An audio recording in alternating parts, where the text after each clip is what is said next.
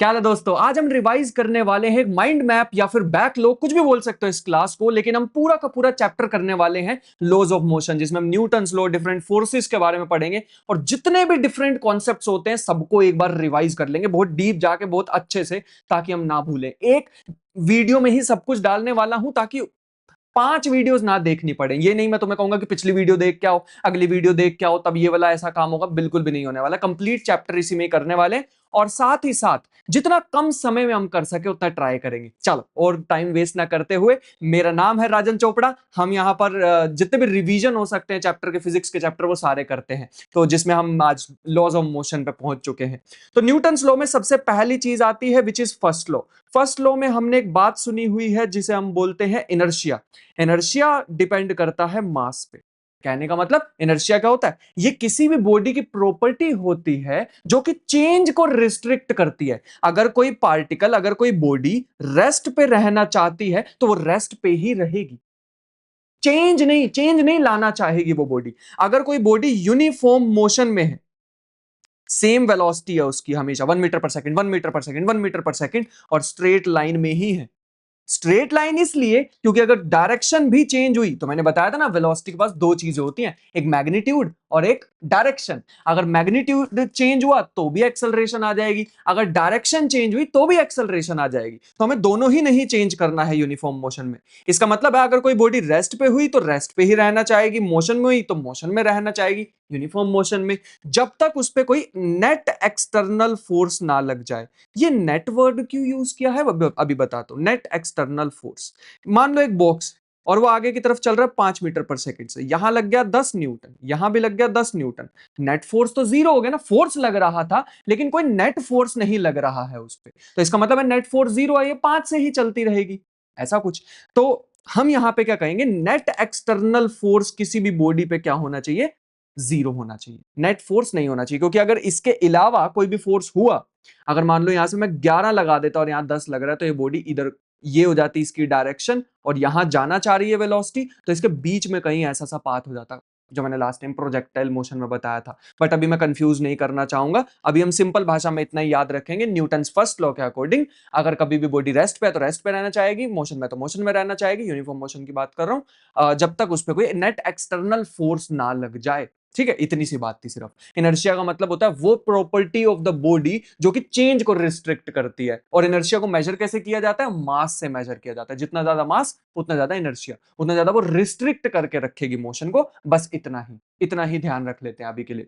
इसके बाद हमने सेकंड लॉ के बारे में सुना।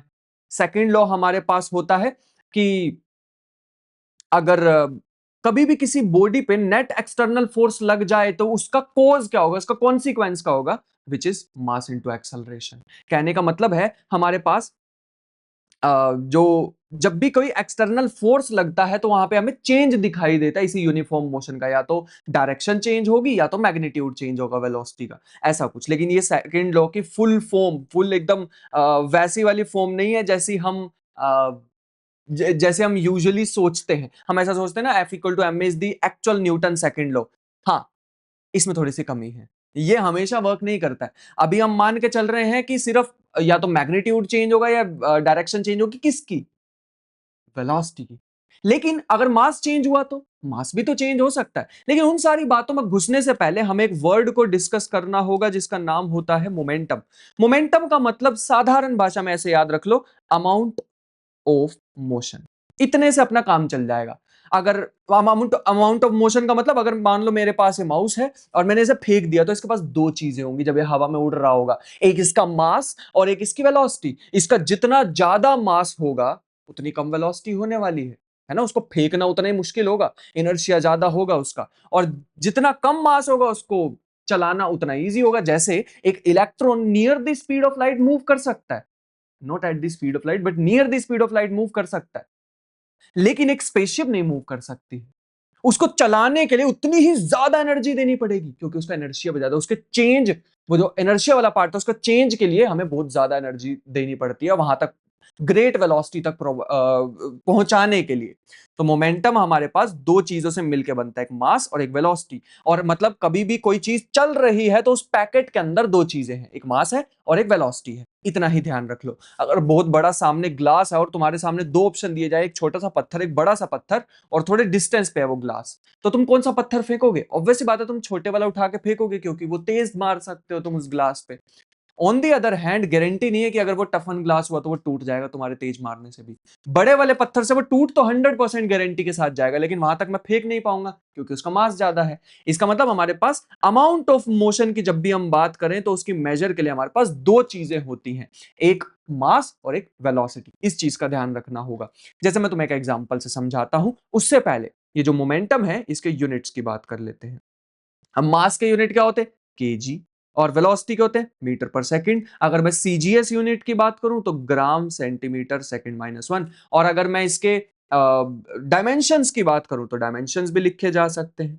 डायमेंशंस हमारे पास आ जाएंगे, केजी मतलब M L T minus one, कुछ ऐसा सा आ जाएगा, है ना। तो ये बेसिक बेसिक चीजें अगर हम साथ साथ करते रहे तो हमारे लिए बड़ा ज्यादा इजी हो जाएगा। जैसे अगर हम आगे बढ़ना चाहें तो एक क्वेश्चन से समझना चाहेंगे। मैंने लास्ट टाइम भी बताया था कि चेंज का मतलब क्या होता है, फाइनल माइनस इनिशियल। तो ऐसे ही अगर तुमसे आज के बाद कभी चेंज इन मोमेंटम पूछ लिया जाए तो याद रखना वो डेल्टा पी से रिप्रेजेंट करेंगे और फॉर्मूला होगा फाइनल माइनस इनिशियल, हमेशा ध्यान रखना। और momentum is a vector quantity, momentum is a vector quantity, direction पे डिपेंड करती है। इसका मतलब अगर मान लो कभी भी हमारे पास ऐसे वेलोसिटी हुई, ये वेलोसिटी है और एक पार्टिकल चल के आ रहा है, ये थीटा एंगल है, तो हमें इसे टू पार्ट्स में ब्रेक करना होगा। याद आया थीटा के साथ वाला कॉस होता है परपेंडिकुलर वाला साइन, नहीं याद है क्या? मैं याद दिलाता हूं थोड़ा सा, तभी आगे पढ़ पाएंगे। मेरे पे एक बहुत अच्छा सा क्वेश्चन है, वो तभी हो पाएगा जब ये कॉन्सेप्ट क्लियर होगा। बस ऐसे समझ लो आज के बाद कोई भी वेक्टर क्वांटिटी है और यहां पे एफ लिखा है और यहां पे है थीटा। सिंपल भाषा में बताना चाहूं तो ये जो एफ है ना हमारे पास, ये जो एफ हमें दिखाई दे रहा है, इस पे अपना हाथ रख लो, इस अपनी नोटबुक में इसे बनाओ और उस पे अपने एफ पे अपना हाथ रख लो ऐसे, और उसको अपने हाथ को इधर को घुमाने की कोशिश करो, थीटा के साथ, थीटा की डायरेक्शन में घुमाने की कोशिश करो। तो ये जो इसकी शेडो बनेगी ना, ये शेडो हमारे पास आ जाएगी एफ कॉस थीटा। और अगर मैं ऊपर करता, वाई एक्सिस की तरफ अपना हाथ करता, तो ये बन जाता एफ साइन थीटा। ठीक है, मैं एक और एग्जांपल से समझा सकता हूं। जैसे फॉर एग्जांपल अगर ये रहा एफ, या कोई भी और क्वांटिटी ले लेते हैं, जैसे मोमेंटम ले लेते हैं, momentum is also a vector quantity. और इस बार अगर यहां पे होता थीटा, तो फिर से पी पे अपना हाथ रख लो, अपना हाथ, जैसे एरो इधर की साइड है ना, एरो इधर की साइड है, तो तुम अपना हाथ के जो फिंगर्स है वो भी इधर की डायरेक्शन में रख लो। इधर की डायरेक्शन में रखा और इधर थीटा है ना, तो इधर घुमा दो अपने हाथ को, ऐसे टर्न कर दो। तो जहां घुमाओगे उस साइड वाली शैडो को, अगर ये पेड़ होता टेढ़ा सा, इसकी शैडो को हम पी कॉस थीटा, और जिधर थीटा नहीं था इधर हम इसको बोल सकते हैं पी साइन थीटा। इतनी सी बात अगर हम समझ गए तो हम एक बढ़िया सा क्वेश्चन कर पाएंगे जो मैं नेक्स्ट बताने वाला हूं। मैं जरा कलर बढ़िया सा ले लेता हूं, ओके, ये दिख जाएगा। बट जैसे हमारे पास एक क्वेश्चन है कि ये एक वॉल है और इस पे एक बॉल टकराई है और वो रीबाउंड कर गई है विद सेम वेलोसिटी। बड़ा स्टैंडर्ड सा क्वेश्चन है, हर जगह पे ही देखोगे ये कराया जाता है। ये एक पार्टिकल है, एम मास है, वेलोसिटी वी है, बड़ी ध्यान से समझना, बड़ा इंपॉर्टेंट है। और इसी वेलोसिटी से रीबाउंड कर गया है वी से। मान लेते हैं थीटा में दिया हुआ था, वॉल के साथ एंगल दिया हुआ है थीटा और यहां भी एंगल दिया हुआ है थीटा, ऐसा कुछ हमें गिवन है। अब क्वेश्चन में क्या हो सकता है, जो स्कूल में क्वेश्चन आएंगे उसमें कुछ वैल्यूज दे देंगे तुम्हें, है ना, 45 डिग्री या मास की कोई वैल्यू दे देंगे, या वेलोसिटी की कोई वैल्यू दे देंगे, बस इतना ही है। हमें क्या करना है, हमें बताना है चेंज इन मोमेंटम, ये क्वेश्चन पूछा गया है, इतना सा ही, चेंज इन मोमेंटम। लेकिन भैया, लेकिन हम तो चेंज इन मोमेंटम तो तब बता सकते हैं ना जब हमारे पास, क्योंकि momentum is a vector quantity, change तो हम तब बता पाएंगे जब एक पर्टिकुलर डायरेक्शन में वो होगा। बिल्कुल सही, बिल्कुल सही, और वही हम नेक्स्ट करने वाले हैं। मैं इसको ना मोमेंटम को दोबारा बना लेता हूं। एक ऐसे था एरो, ऐसे आ रही है ना, ये देखो ये चीज ऐसी आ रही है ना, तो इसको मैंने एरो को इस डायरेक्शन में बना लिया और फिर जाते हुए इस डायरेक्शन में वेलोसिटी, है ना, एक बार इस डायरेक्शन में वेलोसिटी और एक बार जाते हुए इस डायरेक्शन में वेलोसिटी, बड़ी ध्यान से देखेंगे। अब हमारे पास ये एंगल दिया हुआ थीटा, फिर से अपने हाथ को अपने अपनी जो फिंगर्स है ना मोमेंटम की तरफ या वेलोसिटी की तरफ कर लो, इस डायरेक्शन में अपनी फिंगर्स को लेके आ जाओ, साथ साथ करना वरना कंफ्यूज हो जाओगे। इस डायरेक्शन में अपनी फिंगर्स को लेके आ जाओ और जैसे तुम इधर घुमाओगे अपने हाथ को ऐसे रख के ऐसे घुमा दो, इधर की साइड घुमा दो। जैसे ही अपने फिंगर्स को इधर की डायरेक्शन में रख के नोटबुक में इधर की तरफ घुमाओगे, जहां पे थीटा होता है वहां क्या आ जाता है, अगर ये v था तो ये आ जाएगा v cos थीटा। और इसका एरो कैसे आएगा, एरो आएगा नीचे की तरफ। अरे अपने हाथ को ऐसे रखोगे तो हाथ की डायरेक्शन जो है, जो फिंगर जहां पॉइंट कर रही है वो तो अभी भी नीचे ही आएंगी ना। और इधर जब एरो बनाएंगे तो ऐसे आ जाएगा, ये आ जाएगा v sin थीटा। एरो की डायरेक्शन ध्यान से देखनी, वो बड़ी इंपॉर्टेंट है। अब अगर हम नीचे वाले में आएंगे, अब अपनी फिंगर्स को यहां पॉइंट करो, तो अपने हाथ को लो, फिंगर्स को इस एरो की डायरेक्शन में पॉइंट करो, कर दिया ठीक है। यहां पे जैसे ही पॉइंट करोगे, इस बार थीटा इधर की डायरेक्शन में था, तो अपने हाथ को इधर पॉइंट करके रखा, ऐसे घुमा दो, ऐसे वाई एक्सिस की तरफ घुमा दो। ये जो है हमारे पास ये वाई एक्सिस ही तो है, तो वाई एक्सिस की तरफ घुमा दो, तो यहां बन जाएगा नीचे की तरफ एरो और v cos थीटा। वीडियो को पॉज करके समझ लेना अगर नहीं समझ आ रहा, बड़ा इंपॉर्टेंट है। और इधर की साइड आ जाएगा v sin थीटा। एरो ही इंपॉर्टेंट थे इस क्वेश्चन के अंदर, ये क्वेश्चन बड़ा ही ज्यादा इंपॉर्टेंट है और इसके अंदर एरो ही इंपॉर्टेंट है, ये ध्यान रखना।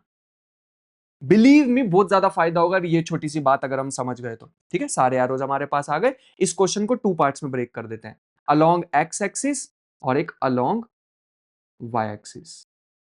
दो पार्ट में हम इस क्वेश्चन को कर सकते हैं। अगर हम अलोंग वाई एक्सिस पहले चलें, ये वाली डायरेक्शन को देखना चाहें, तो अभी अभी मैंने बताया था कि चेंज का फॉर्मूला होता है P final minus P initial. दोनों ही नीचे की तरफ है, नेगेटिव वाई एक्सिस की तरफ है। और मोमेंटम का फॉर्मूला होता है मास इंटू वेलोसिटी। वेलोसिटी कौन सी है फाइनल में, ये रही v cos थीटा नीचे की तरफ,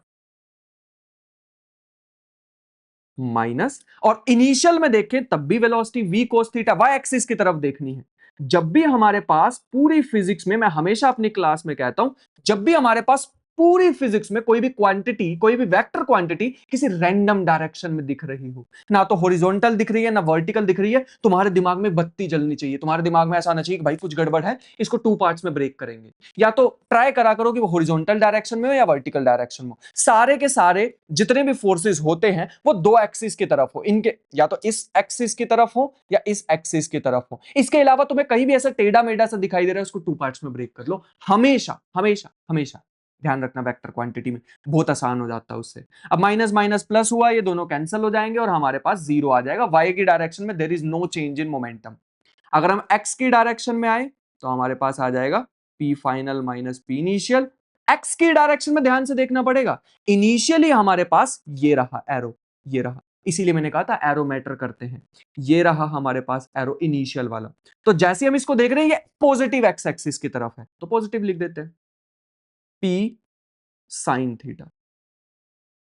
और अगर हम फाइनली अगर हम देखने वाले हैं तो ये रहा फाइनल वाला, फाइनल वाला नेगेटिव एक्स एक्सिस की तरफ है, तो हम इसको minus minus p sine, minus p की जगह एम वी साइन थीटा ज्यादा सही रहता है ना, minus m v sine theta और दूसरे वाला आ जाएगा एम वी साइन थीटा।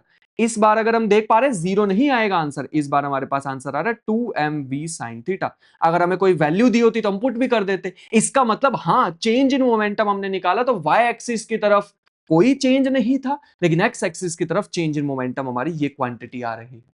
बस इतना ही था। और ये बहुत इंपॉर्टेंट है। जैसे मान लो किसी बिल्डिंग से, एक और इल्यूस्ट्रेशन दिखाता हूं उसके बाद आगे बढ़ जाएंगे। किसी बिल्डिंग से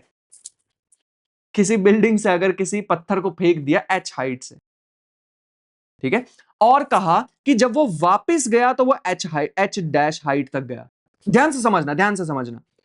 इसको किया है ड्रॉप, बड़ा इंपॉर्टेंट क्वेश्चन है ये भी, और इससे हम समझ जाएंगे ये जो चेंज इन मोमेंटम वाली कहानी है कि बहुत ज्यादा इंपॉर्टेंट है। ये दो डिफरेंट टाइप के क्वेश्चन कर लिए तो काफी ज्यादा इजी हो जाएंगे बाकी के क्वेश्चन। तो ध्यान से, जैसे ही ये ऐसे पढ़ने के मतलब जमीन पे लगा, जमीन पे लगने के बाद ये ऊपर चला गया यहां हाइट तक। हमें निकालना है चेंज इन मोमेंटम, बस इतना ही, बस इतना ही। Change in momentum when it hit the wall, इस sorry floor, when it hit the floor. जैसे फ्लोर पे हिट किया उसके बाद चेंज इन मोमेंटम निकालना है। ठीक है, ड्रॉप का मतलब तो हमें पता है, ड्रॉप का मतलब हमारे पास होता है इनिशियल वेलोसिटी जीरो। इसको उठाते हैं, नेक्स्ट पेज पे चलते हैं ताकि अच्छे से कर सके हम इसे। ठीक है, ये आ गया अपने पास।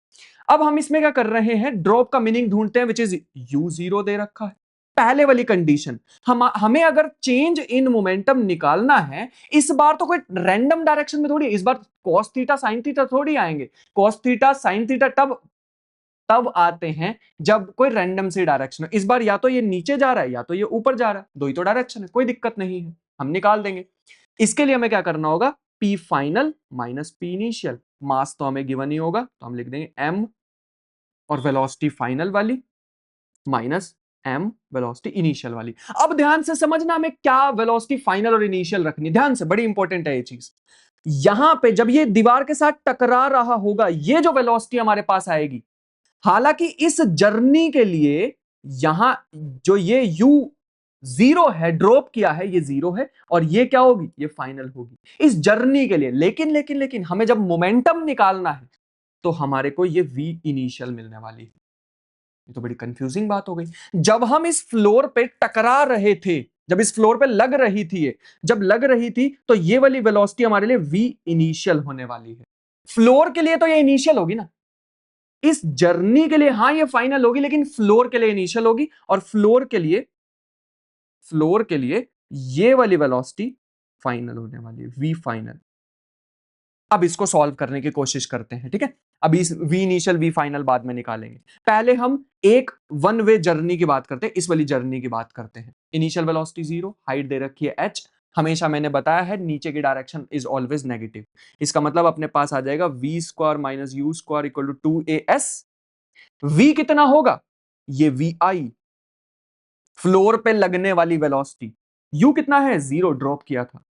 2, a की value minus g is always negative, और s की वैल्यू भी माइनस h, क्योंकि नीचे जाते हुए चीजें नेगेटिव होती है, मैंने बताया अभी अभी।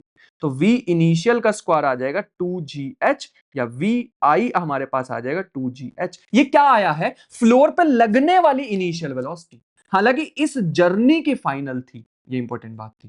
जब ये वापिस चला जाएगा तो हमारे पास ये बन जाएगी इनिशियल। तो फिर से लगा देते हैं, v square minus u square equal to 2as, इस बार ये वाली जर्नी के लिए। ठीक है, इस बार फाइनल कितनी होगी, जब भी कोई बॉल किसी फ्लोर से टकराएगी, तो टकराने के बाद जैसे ही वापस जाएगी टॉप पे जाके फिर रुक जाएगी। इसका मतलब यहां पे फिर से वेलोसिटी 0। ध्यान से सोच के देखो, अगर तुम किसी भी बॉल को लो, छोड़ दो, वो जमीन से टकराएगी, टकराने के बाद जैसे ऊपर आएगी, ऊपर आके रुकेगी, तभी तो वापस जाएगी, फिर टकराती रहेगी, थोड़ी देर बाद रुक जाएगी। ऐसा ही तो होगा, ऐसे टकराने के बाद थोड़ी देर बाद रुक जाएगी बॉल, है ना। तो ये हमारे पास आ जाएगा v स्क्वायर, इस बार 0, u स्क्वायर, इसका मतलब इस बार v फाइनल का स्क्वायर, vf का square is equal to 2 minus g, इस बार पॉजिटिव h, क्योंकि हम ऊपर जा रहे हैं, माइनस से माइनस दोनों साइड कैंसिल होगा, vf आ जाएगा 2gh डैश। वैल्यूज यहां पुट करते हैं, एक डायरेक्शन को पॉजिटिव मान लो, एक डायरेक्शन को नेगेटिव मान लो। स्टार्टिंग में नीचे जा रहे थे नेगेटिव वाई एक्सिस की तरफ, तो उसको नेगेटिव मान लेते हैं, माइनस m, और वेलोसिटी कितनी है, √2gh, और टकराने के बाद ऊपर चले गए पॉजिटिव वाई एक्सिस की तरफ, तो m 2gh dash. Minus minus plus होता है तो बन जाएगा 2m √2g।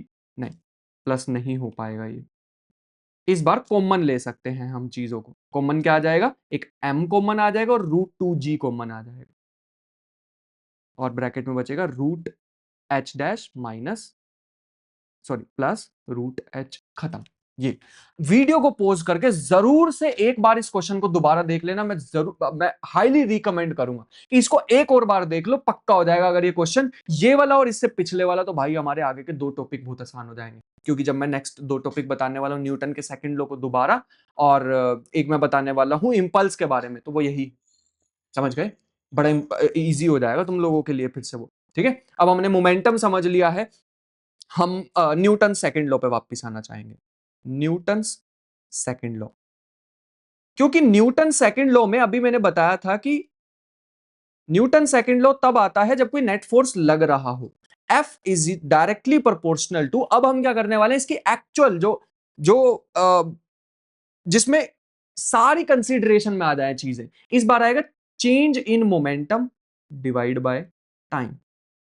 Rate of change of momentum भी हम इसको बोल सकते हैं। इसका मतलब हमारे पास, अगर मैं डी का मतलब याद है ना, वो डिफरेंशिएशन ऑलरेडी बना चुका हूं सारी वीडियोस, तो यहां पे मैं ऐसा लिखने वाला हूं, d by d t m v. इसका मतलब इस बार दो चीजें चेंज हो सकती हैं। जो F is equal to m में है, मैं उसको इसमें से ही प्रूव करके दिखाता हूं। वो एक स्पेशल केस है जब मास इज कांस्टेंट हो। जब मास कांस्टेंट हो तब आता है वो वाला formula F equal to m में। अगर मास भी चेंज हो रहा हुआ फिर ये है फॉर्मूला, ध्यान रखेंगे।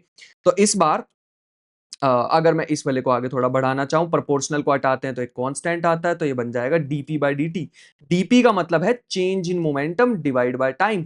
चेंज इन मोमेंटम का मतलब, अब ध्यान से, जो अमाउंट ऑफ मोशन ये अपने साथ, अरे ये जो अमाउंट ऑफ मोशन ये अपने साथ लेके आ रहा था, अगर वो चेंज हुआ, चेंज दो तरीके से हो सकता है, या तो इसका मास चेंज हो जाए, इसका थोड़ा सा पार्ट टूट जाए, या फिर इसकी वेलोसिटी चेंज हो जाए, मैग्नीट्यूड या डायरेक्शन, तो हमारे पास फोर्स आता है।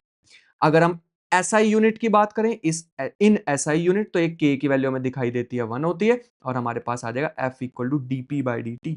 Very important, very very very important equation. अगर हम मोमेंटम की वैल्यू को पुट कर दें, वी नो दैट मोमेंटम हमारे पास होता है एम वी, इसमें पुट कर दो F equal to d by d t m v. अगर एम कॉन्स्टेंट हुआ, लेकिन तो एम कॉन्स्टेंट हुआ तो बाहर निकाल दो, है ना, क्योंकि मैंने बताया था ना कि कांस्टेंट अगर मल्टीप्लाई में हो, अगर 2x की डिफरेंशिएशन करनी हो तो 2 की नहीं होती, उसको बाहर निकाल दो, x की होती है डिफरेंशिएशन। वैसा ही हमारे पास ये बन जाएगा F is equal to m dv by dt, और change in velocity divide by time क्या होता है, ये तो एक्सेलरेशन होती है। तो आ गया हमारे पास।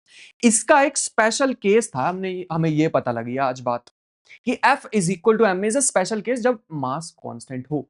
बस ये ध्यान रखना, ठीक है, इंपॉर्टेंट सी बात थी हमारे पास। और एक कभी कभी क्वेश्चन बना दिया जाता है कि जो क्रिकेटर होते हैं, ध्यान से समझना, क्लासेस में पूछ लिया जाता है, जो क्रिकेटर होते हैं जब भी बैट से बॉल हिट होती है, तो वो जब वो कैच करना चाहते हैं तो वो अपने हाथ को थोड़ा और पीछे कर लेते हैं कैच करने से पहले, या बॉल पकड़ी और थोड़ा सा हाथ को ऐसे पीछे कर लेते हैं।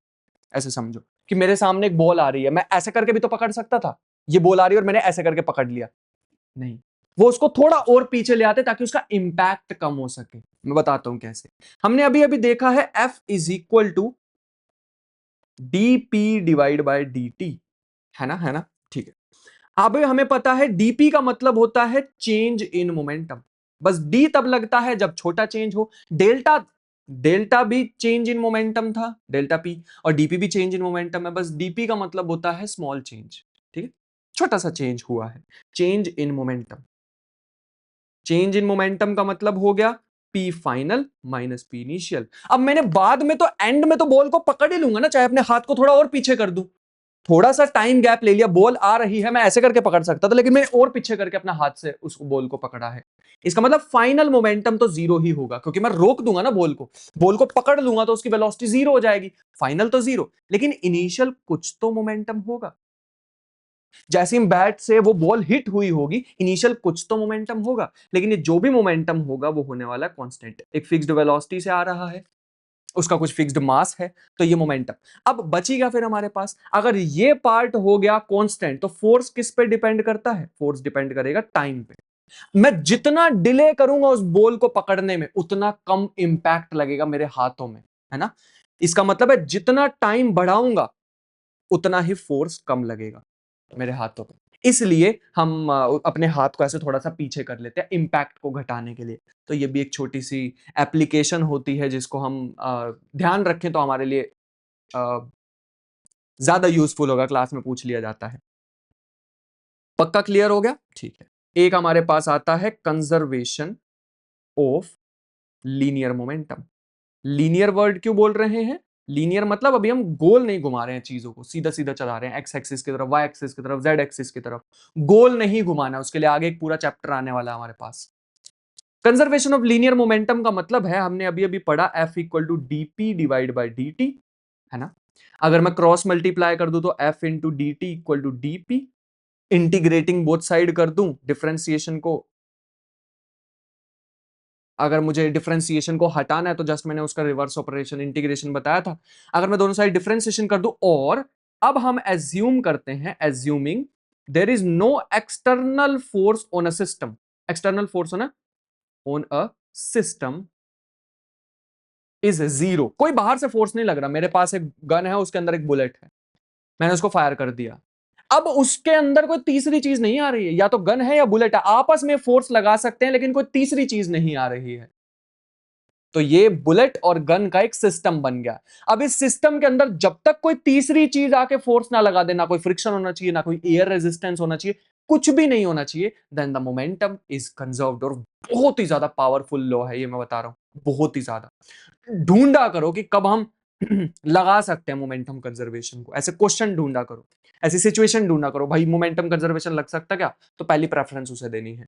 तो हमारे पास आ जाएगा, लेफ्ट साइड तो जीरो ही हो गई, तो राइट साइड बची डीपी, पी इनिशियल से पी फाइनल, और डीपी की इंटीग्रेशन बताई हुई है पी होती है, ये हो जाएगा पी इनिशियल से पी फाइनल, और upper limit minus lower limit करेंगे इक्वल टू जीरो, तो p final is equal to p initial.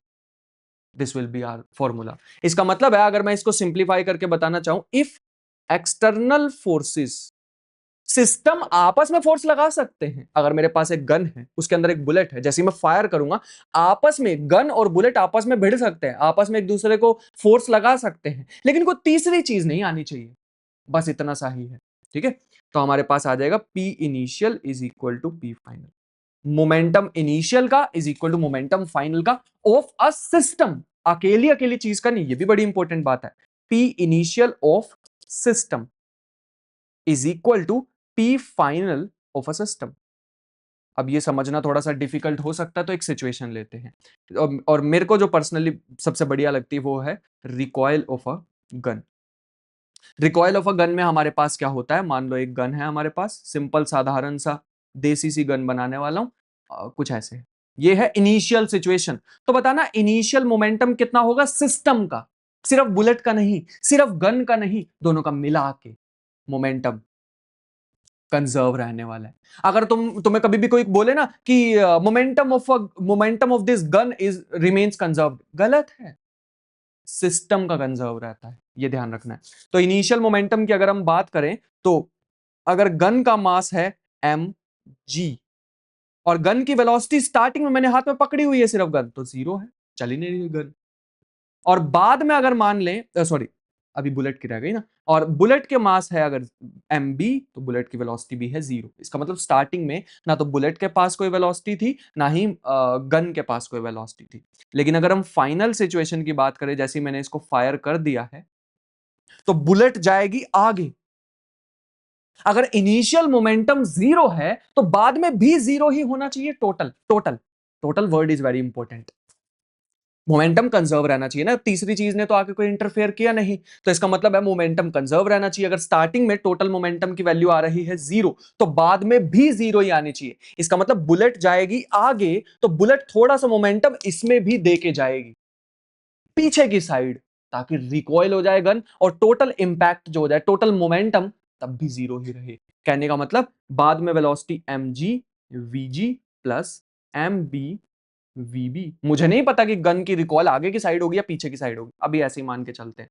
P initial equal to p final कर सकते हैं, क्योंकि तीसरी चीज ने कोई इंटरफेयर नहीं किया, ये दो ही हैं, गन या बुलेट। तो स्टार्टिंग का मोमेंटम जीरो, बाद का momentum m g v g plus m b v b. अगर इसको थोड़ा सिंप्लीफाई करें तो ये बन जाएगा m g v g equal to minus m b v b, और यहां से वेलोसिटी ऑफ गन हमारे पास आ जाएगी, जिसमें हम एट द मोमेंट इंटरेस्टेड हैं, minus m b v b divide by m g, velocity of gun. Minus sign show कर रहा है पीछे की डायरेक्शन, और velocity of gun is inversely proportional to mass of gun दिख रहा है, ये भी हमें दिख रहा है, क्योंकि जितनी भारी गन होगी उतना कम रिकॉइल होगा। अब तुम तोप रखोगे अगर और उसमें से छोटी सी बुलेट को फायर करोगे, तो वो तोप में कोई रिकॉइल नहीं होने वाला, क्योंकि उसका मास ही इतना ज्यादा होगा। इतनी सी ही बात थी। बुलेट ज्यादा दूर तक चली जाती क्योंकि हल्की है, गन का कम रिकॉइल होता है क्योंकि वो भारी है। इतनी सी ही बात है, ज्यादा भारी भी नहीं बना सकते हैं हम अपनी गन को, तो उसको चलाना ही बड़ा मुश्किल हो जाएगा। तो ये था हमारे पास एक सिचुएशन रिकॉइल ऑफ गन की। ऐसे ही हमारे पास एक और भी सिचुएशन हो सकती है, which is again very important. वो हो सकती है कि अगर मान लो कभी एक बॉम्ब हुआ और वो फट गया 3 पार्ट, 3 पार्ट में फट गया। उस टोटल मास स्टार्टिंग में था m, तो अगर मैं इनिशियल मोमेंटम लिखना चाहूं तो आ जाएगा m इंटू 0।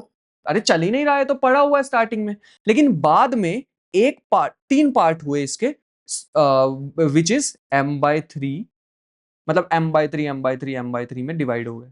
और क्वेश्चन में कहा हुआ है कि m/3 और इधर की डायरेक्शन में एक m/3 चला गया इधर v वेलोसिटी से, एक m/3 चला गया इधर v वेलोसिटी से, तो बताओ तीसरा पार्टिकल कहां जाएगा? ये क्वेश्चन है, तीसरे पार्टिकल की वेलोसिटी बताओ, बस ये पूछा हुआ है। Find the velocity, velocity is a vector quantity by the way and momentum also, find the velocity of third particle। Very important question, very very important question. इसमें क्या होगा, क्या तीसरा पार्टिकल इसके उल्टी डायरेक्शन में जाएगा जैसे गन के साथ हो रहा था? लेकिन इसके भी तो ऑपोजिट डायरेक्शन में जा सकता है ना? किसकी जाएगा नहीं बता पा रहे हम, ये तो बड़ा मुश्किल सा क्वेश्चन है ना? शायद नहीं। देखो, एक पार्टिकल ये रहा, एक पार्टिकल ये रहा, momentum is a vector quantity, इसका मतलब है ना तो वो इसकी ऑपोजिट डायरेक्शन में जाएगा ना ही इसकी ऑपोजिट डायरेक्शन में जाएगा। तीसरा पार्टिकल ऐसे जाएगा सच दैट वो इन दोनों के इंपैक्ट को खत्म कर दे। फिर से बताने की कोशिश करता हूं, स्टार्टिंग में मोमेंटम कितना था 0, तो बाद में भी कितना रहना चाहिए, 0 ही रहना चाहिए। तो तीसरा पार्टिकल ऐसे जा रहा होगा सच दैट वो इनके दोनों के मोमेंटम को खत्म कर दे, इनके मोमेंटम का जो जो इंपैक्ट होगा ना वो उसको कैंसल आउट कर दे, ताकि टोटल मोमेंटम अगर हम करें तो 0 आ जाए। अगर इसके पीछे जाएगा तो इसका मोमेंटम बच जाएगा, अगर इसके पीछे जाएगा तो इसका मोमेंटम बच जाएगा। तो उसको कहां जाना चाहिए, ऐसे जाना चाहिए सच दैट इन दोनों के मोमेंटम को कैंसिल कर दे। तो हम क्या करते हैं, velocity is a vector quantity, तो इसको और इसको पहले ऐड कर लेते हैं। और velocity is a vector quantity, तो उसको ऐड करने का तरीका क्या होता था, उसको ऐड करने का तरीका हमारे पास होता है vector sum, which is resultant निकालना। और रिजल्टेंट, क्योंकि यहां वेलोसिटी और वेलोसिटी सेम ही है तो इनका रिजल्टेंट यहां जाएगा बीच में। सारी बातें बताई हुई हैं। और रिजल्टेंट निकालने का फॉर्मूला होता है, सिर्फ वेलोसिटी की बात कर रहा हूं, तो v square a square plus b square plus 2ab cos theta वाला formula, plus b square plus 2ab cos, कितने डिग्री है इनके बीच में 90, और cos 90 0 होता है, तो हमारे पास बचेगा v square plus v square which is 2v square which is √2v। इसका मतलब है थर्ड पार्टिकल ना तो इधर जा रहा होगा ना इधर जा रहा होगा, थर्ड पार्टिकल इन दोनों के ही पीछे की डायरेक्शन में जा रहा होगा, इधर जा रहा होगा। उसका मास है m/3 और वेलोसिटी होगी √2v। खत्म हो गया क्वेश्चन, इतना ही था, इतना ही था, बस खत्म। अगर मान लो मैं इसको पूरा वो फॉर्मूला वगैरह से करके दिखाना चाहूं तो उससे भी कर सकते हैं, क्योंकि इस बार अलग अलग डायरेक्शन इन्वॉल्व हो गई है तो मेरे को वेक्टर साइन डालना पड़ेगा। पिछली बार मैंने वेक्टर साइन नहीं डाला था, है ना, क्योंकि या तो आगे जा रही थी चीज या पीछे जा रही थी, लेकिन इस बार एक्स वाई एक्सिस 2 आ गई।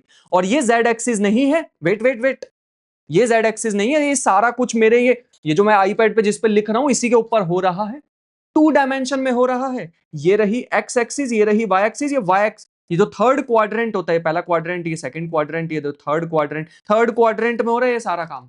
ऐसे समझ लो, जेड एक्सिस नहीं है, जेड एक्सिस तो नोटबुक से बाहर होती है। पक्का समझ गए ना? ठीक है। हाँ, तो पी इनिशियल 0 था, अगर मैं पी फाइनल लिखना चाहता तो आता m/3 m/3 v vector plus m/3 v vector plus m/3 v dash. फिर मैं दोनों को इक्वल रख देता और m/3 कॉमन लेके कुछ ऐसी बन जाती, v vector plus v vector plus v dash vector, कुछ ऐसा। m/3 0 के इक्वल नहीं हो सकता, है ना? अरे प्रोडक्ट का मतलब यही होता है ना, या तो ये 0 के इक्वल है या ये ब्रैकेट 0 के इक्वल है। m/3 ही अगर 0 हो जाएगा, मतलब m ही 0 हो जाएगा तो क्वेश्चन ही खत्म, मास ही नहीं था तो क्वेश्चन किस बात का। तो हमारे पास बचेगा v dash is equal to minus के v और माइनस के v, which is minus common लिया और ये हमारे पास बच जाएगा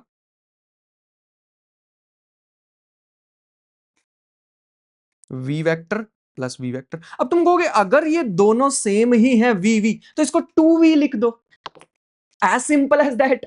क्यों इतना झमेला किया, लेकिन हमारा आंसर तो √2v आ रहा है, 2v तो आ नहीं रहा। ऐसा इसलिए आ रहा है क्योंकि दो वेक्टर को प्लस तभी कर सकते हैं, सिंपल ऐड तभी कर सकते हैं जब वो सेम डायरेक्शन में हो, ये सेम में थोड़ी थे। है ना, ये बात मिस कर दी ना। इसको हम v plus v two v हम तब लिख सकते थे if they are in same direction. इसको हम v प्लस वी जीरो कर देते अगर ये उल्टी डायरेक्शन में होता। हाँ, v प्लस वी जीरो भी आ सकता अगर they are in opposite direction, लेकिन ना तो ये सेम डायरेक्शन में है ना ही ये ऑपोजिट डायरेक्शन में है, तो इनको प्लस कैसे करें? जब भी वेक्टर को प्लस करना हो तो तुम्हारे दिमाग की बत्ती जल जानी चाहिए कि भाई कुछ गड़बड़ होने वाली है। वेक्टर को ऐसे नहीं प्लस किया जा सकता v plus v two v, नहीं नहीं नहीं नहीं, इसमें ऐसे प्लस होते हैं vector, v square plus two v v cos theta, लेकिन कोस थीटा भी अभी बताया मैंने, तो ये रूट टू भी आ जाएगा। लेकिन फिर इसके साथ माइनस साइन क्यों आ रहा है? क्योंकि उल्टी डायरेक्शन में जाएगा तीसरा पार्टिकल। अभी हम लिखते हैं इसमें भी मैं लिखना पड़ता माइनस रूट टू भी। अगर ये दो पार्टिकल का जो मेन जो इनका इंपैक्ट है वो आगे की तरफ है, तो तीसरा पार्टिकल पीछे की तरफ होगा, इसलिए नेगेटिव साइन आ गया। बस इतना सा ही था। आई होप कि ये क्वेश्चन समझ आया है और ये पिछले वाला क्वेश्चन भी समझ आया है। तो ये मेरे ख्याल से मोमेंटम कंजर्वेशन के बड़े ही ज्यादा इंपॉर्टेंट क्वेश्चन होते हैं, जिनको समझ लेंगे अगर 2-3 बार अगर ट्राई करना पड़े तब भी अगर समझ ले तो भाई बहुत फायदा है, बहुत बहुत बहुत ज्यादा फायदा है, ये चीज का ध्यान रखना। एक हमारे पास वर्ड आता है जिसका नाम है इम्पल्स। अब ये इंपल्स क्या होता है? इंपल्स का मतलब है अगर कोई बहुत बड़ा फोर्स एक्ट करे for a very short amount of time, कहने का मतलब large amount of force acting for a short period of time. तुम्हें पता है मैंने इसके क्वेश्चन ऑलरेडी करा दी, वो याद है? वो भी एक वॉल से ऐसे थीटा एंगल पे पार्टिकल टकराया था और थीटा पे ही वापस चला गया था, वो इंपल्स का ही क्वेश्चन था। देखते जाओ अभी। यही तो चीज मैं तुम्हें बताना चाह रहा हूं। बहुत बड़ा फोर्स वो छोटे टाइम के लिए अगर कभी एक्ट करे, जे से इसको रिप्रेजेंट करते हैं, फॉर्मूला होता है फोर्स इंटू टाइम। और जो फोर्स है ना, इस फोर्स का भी स्पेशल नाम दे देंगे, इसको बोल देंगे इंपल्सिव फोर्स। बहुत बड़ा फोर्स बहुत छोटे टाइम के लिए लग रहा है, इंपल्सिव फोर्स। और इसका एक और भी फॉर्मूला होता है which is change in momentum. दो फॉर्मूला होते हैं इंपल्स के। तो चेंज इन मोमेंटम ही तो निकाल रहे थे इतनी देर से हम, है ना? ये वाले क्वेश्चन में तो लग गया था हमारे पास मोमेंटम कंजर्वेशन, लेकिन जो हमने ये दो क्वेश्चन करे, ये वाला इतना मेहनत लगा के क्वेश्चन किया, ये वाला क्वेश्चन, ये दो क्वेश्चन में तो हमने चेंज इन मोमेंटम निकाला। तो चेंज इन मोमेंटम का मतलब है एक्चुअल में हमने इंपल्स निकाला था, है ना? यहां पे भी हमने इंपल्स निकाला था। वही तो होता है चेंज इन मोमेंटम। छोटा सा प्रूफ है, वो भी देख सकते हो।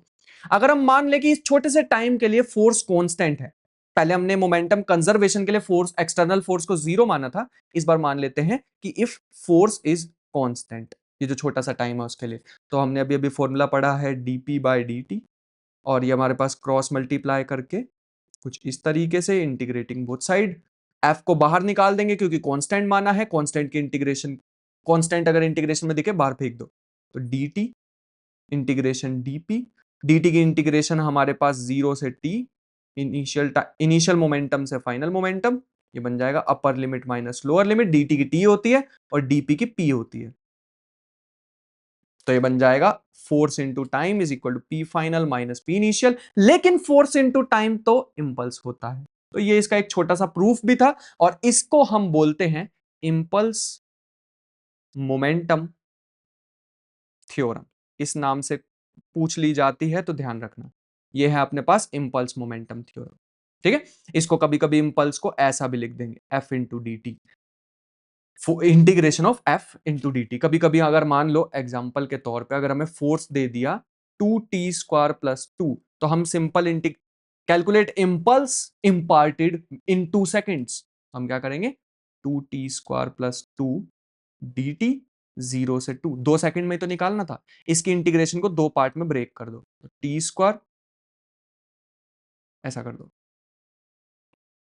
इंटीग्रेशन 2t² dt को अलग और प्लस 2dt को अलग, 0 से 2 0 से 2, 2 को बाहर निकाला, t² की इंटीग्रेशन t³ / 3, और 2 को बाहर निकाला dt की इंटीग्रेशन t, फिर अपर limit minus lower limit put करो और आंसर आ जाएगा। ऐसा होता है। इंपल्स की अगर हम यूनिट की बात करें तो जो मोमेंटम की थी वही होगी, बट फिर भी निकाल के देख लेते हैं। यहां से आएगी न्यूटन या आएगी सेकंड, तो न्यूटन सेकंड। अगर हम डायमेंशंस की बात करें तो mlt-2 इंटू टाइम, तो mlt-1। यूनिट एंड डायमेंशन वही है जो हमने मोमेंटम के देखे थे। बिलीव मी, बहुत ही ज्यादा इंपॉर्टेंट क्वांटिटी थी ये, बहुत ही ज्यादा इंपल्स। ठीक है, इसको ध्यान रखेंगे। अगर हम थोड़ा सा आगे बढ़ना चाहें तो हमारे पास आता है कॉन्सेप्ट ऑफ, अभी तक हमने डिफरेंट टाइप के फोर्सेस के बारे में नहीं पढ़ा, मेन जिसपे चैप्टर है लॉज ऑफ मोशन में फोर्स, फोर्स अभी आने वाले हैं।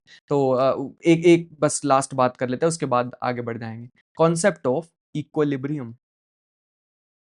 अगर कभी भी कोई बॉडी ऐसे पड़ी हुई है, ना तो वो घूम रही है और ना ही वो चल रही है, तो हम उसे इक्विलिब्रियम बोल देंगे।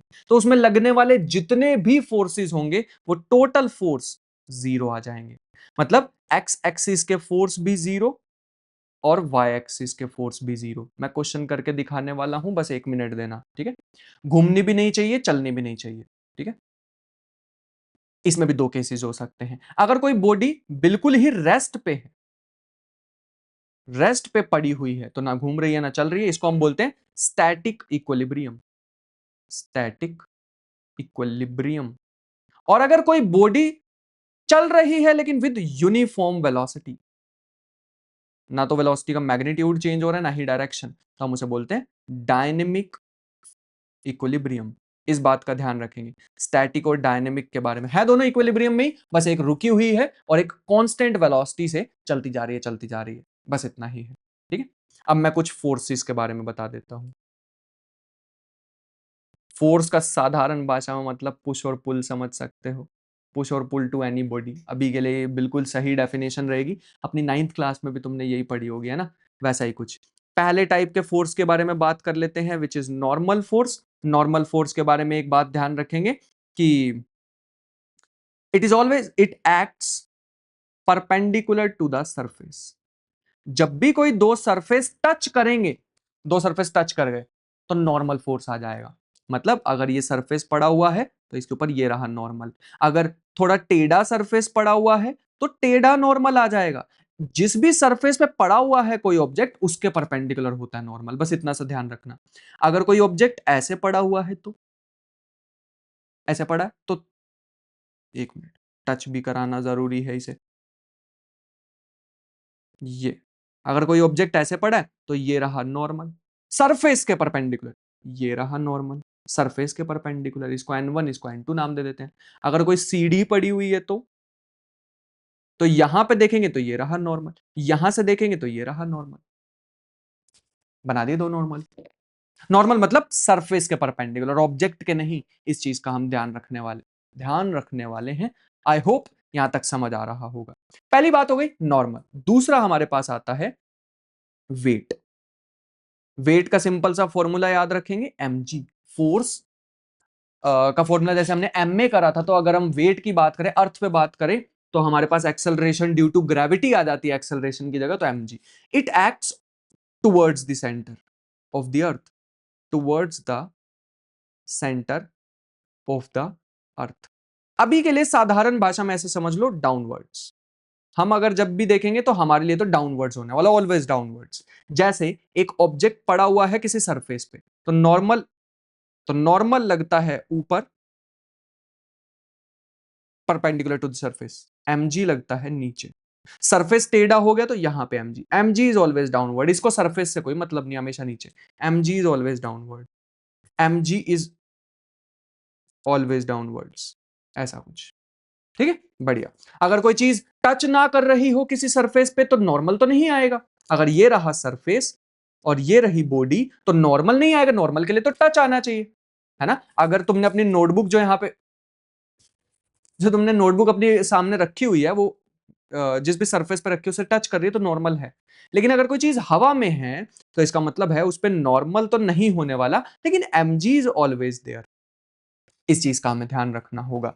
तो इसे हम नॉन कॉन्टैक्ट फोर्स भी बोल सकते हैं, है ना। कॉन्टैक्ट होना जरूरी नहीं है mg के लिए। तो ये जो मैंने पीछे इक्विलिब्रियम वाली बात सिखाई थी ना, उसके बारे में एक बार थोड़ा सा बात कर लेते हैं। जैसे फॉर एग्जांपल, अगर कभी भी ऐसा सा क्वेश्चन आ जाए हमारे सामने, एक क्वेश्चन से मेरे ख्याल से हम इसको खत्म कर सकते हैं। ये अगर हमारे पास कुछ ऐसा सा क्वेश्चन आ गया,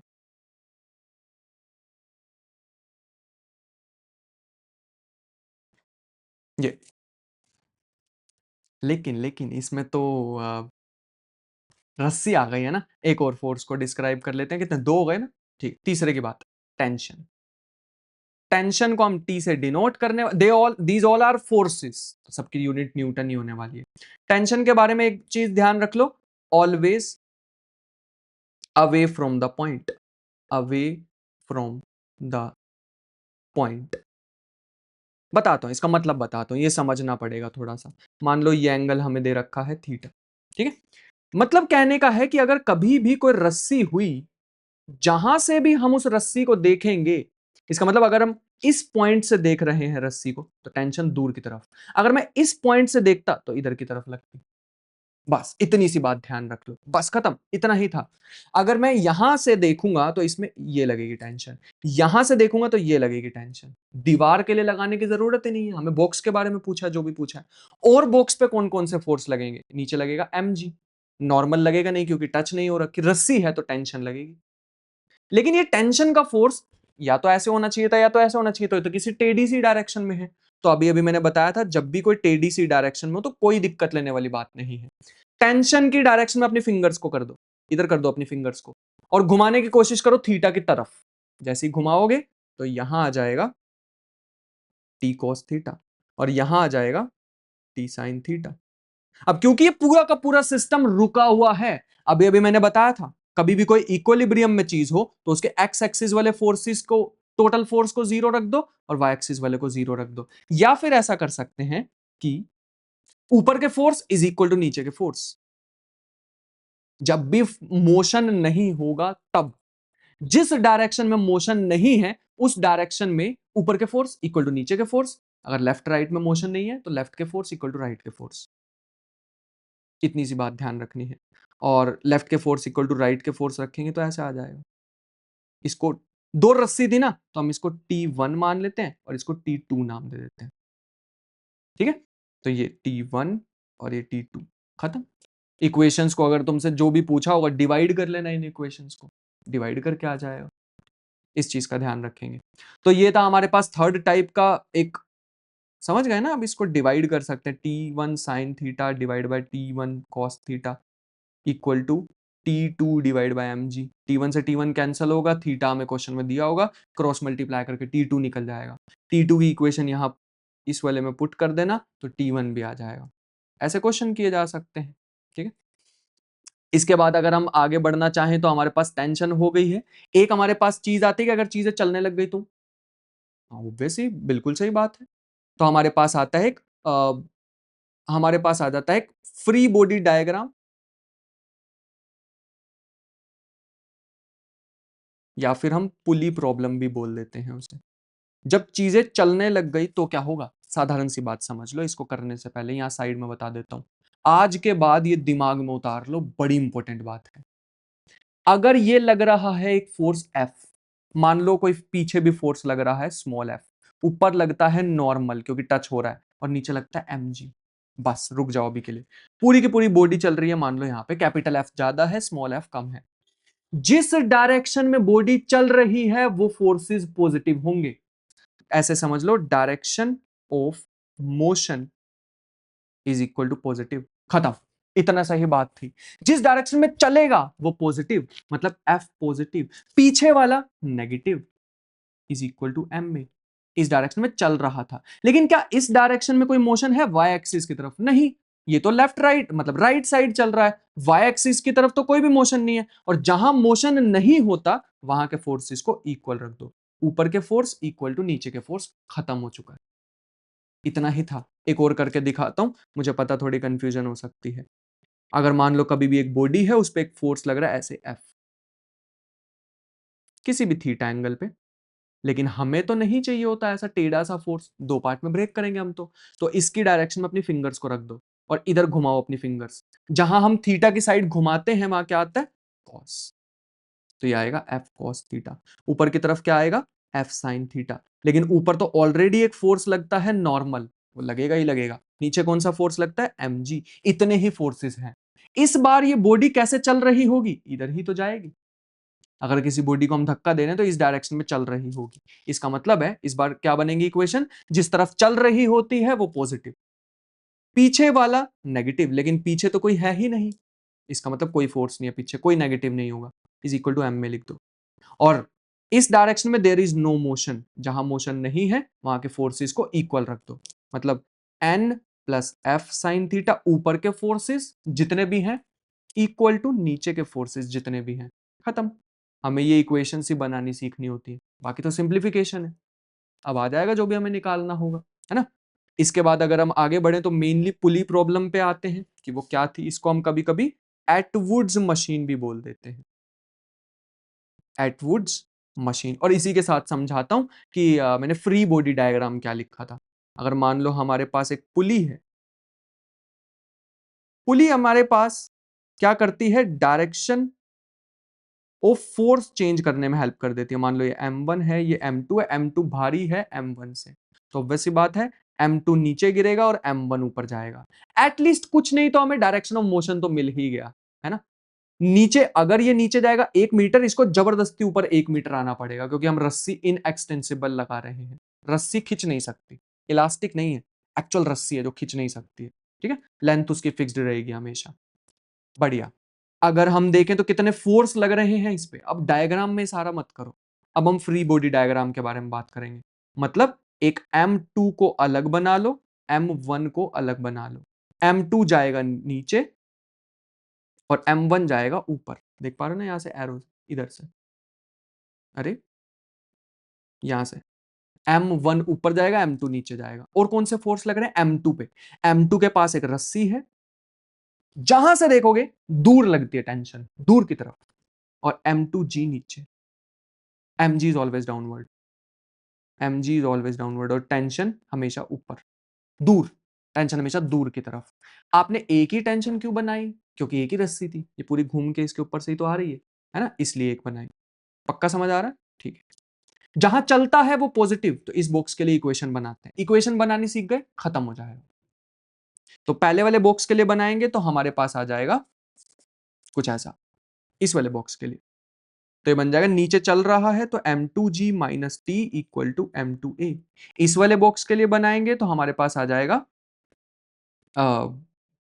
एरो बनाऊंगा तो कंफ्यूज हो जाओगे। इसके लिए ऊपर जा रहा है तो ऊपर वाला फोर्स पॉजिटिव, नीचे वाला force negative, is equal to m a. दोनों इक्वेशन को ऐड कर दो। इस बार मैं पूरा सॉल्व करके दिखाऊंगा, क्योंकि ये पेपर में पूछ लिया जाता है। जैसे हम इनको कट करेंगे, टेंशन से टेंशन कट, बचेगा m2g minus m1g is equal to m2a plus m1a। ऐसा कुछ बन जाएगा। दोनों साइड इधर से g कॉमन आ जाएगा, इधर से a कॉमन आ जाएगा, और हमारे पास बचेगा m2 minus m1g equal to m2 plus m1a, कुछ ऐसा। क्रॉस मल्टीप्लाई करके हमारे पास a निकल जाएगा, m2 minus m1 by m2 plus m1 into g, and that is the acceleration. कभी कभी हमें बोल देते हैं टेंशन भी निकालो, टेंशन भी निकाल सकते हैं। a की वैल्यू उठाओ, किसी भी एक इक्वेशन में पुट कर दो, तो बन जाएगा m2g minus T equal to m2, a की वैल्यू पुट कर दो, m2 minus m2 minus m1 by m2 plus m1 into g, ऐसा कुछ। थोड़ा सा सिंप्लीफाई करेंगे तो m2g माइनस, ये पूरी की पूरी टर्म को लेफ्ट साइड ले आओ, टेंशन को उधर भेज दो, तो बनेगा m2 minus m1 by m2 plus m1 into g equal to T. अब इसमें से m2g कॉमन आ रहा है, ले लो, 1 minus m2 minus m1 by m2 plus m1 equal to T. अब इसका एलसीएम वगैरह ले लेते हैं तो बन जाएगा m2g, ये पूरी की पूरी टर्म को इधर रख दो, है ना, m2 plus m1 minus m2 plus m1, sign change हो जाएंगे बाहर माइनस की वजह से, यहां से कैंसल हो जाएगा, m2 से m2 बचेगा 2m1 m2g divide by m2 plus m1। ये हमारे पास आ गई टेंशन। तो टेंशन मिल गई हमें, एक्सेलरेशन मिल गई, यही पूछा जाता है इसमें। This is called Atwood's machine. इतना ही था इसके अंदर, खत्म, बस यही था। एक और लेकिन मैं इसमें क्वेश्चन कराना चाहूंगा, क्योंकि न्यूमेरिकल्स बन जाते हैं। कभी कभी एक ऐसा क्वेश्चन आ जाता है कि जिसमें दो पुलीज आ जाएं। सबसे सिंप्लीफाइड वर्जन मैंने करा एटवुड्स मशीन इस कैटेगरी का, और एक ये है m2 और एक कुछ ऐसा है, ये जा रही है,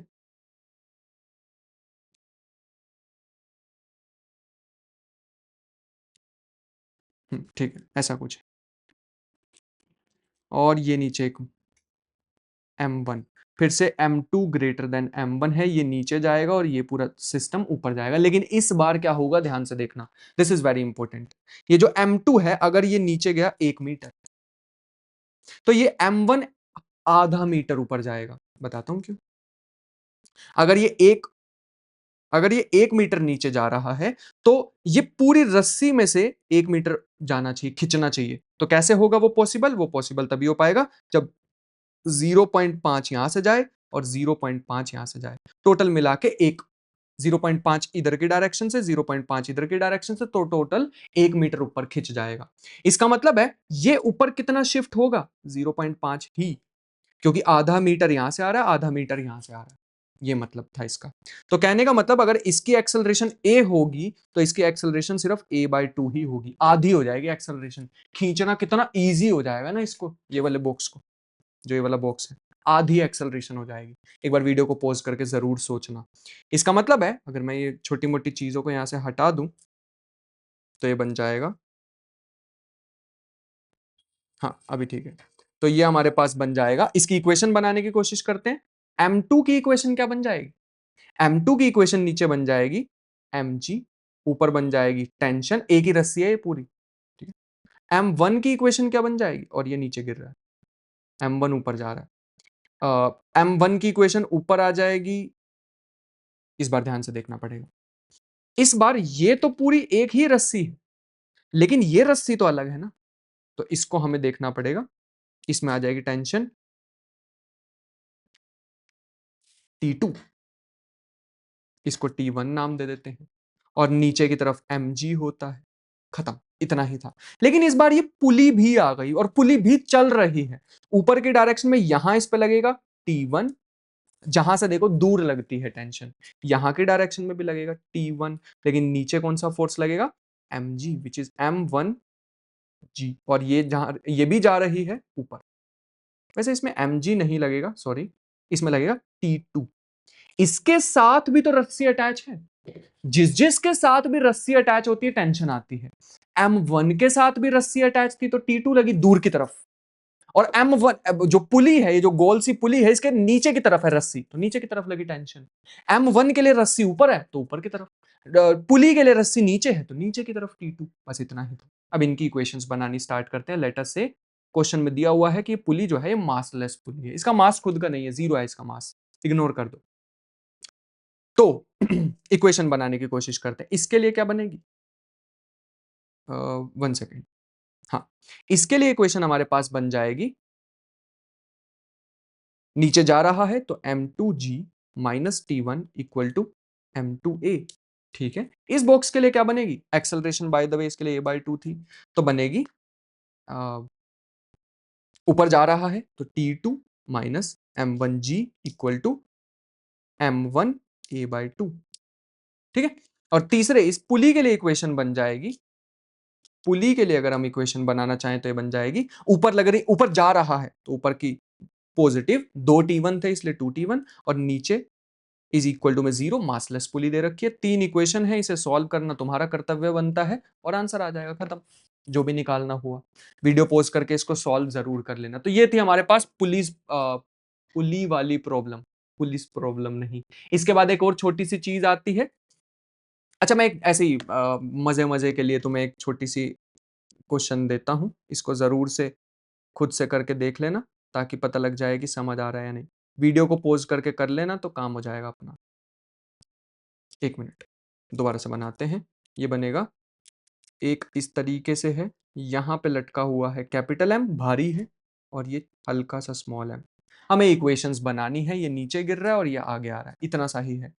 तो कैपिटल M के लिए फ्री बॉडी डायग्राम बनाएंगे तो नीचे mg, ऊपर टेंशन, और नीचे गिर रहा है, ठीक है। और स्मॉल m के लिए बनाएंगे तो आगे की तरफ टेंशन, राइट साइड रस्सी, जहां रस्सी होती है उधर की तरफ टेंशन, राइट साइड रस्सी है तो आगे टेंशन और आगे ही चल रहा है।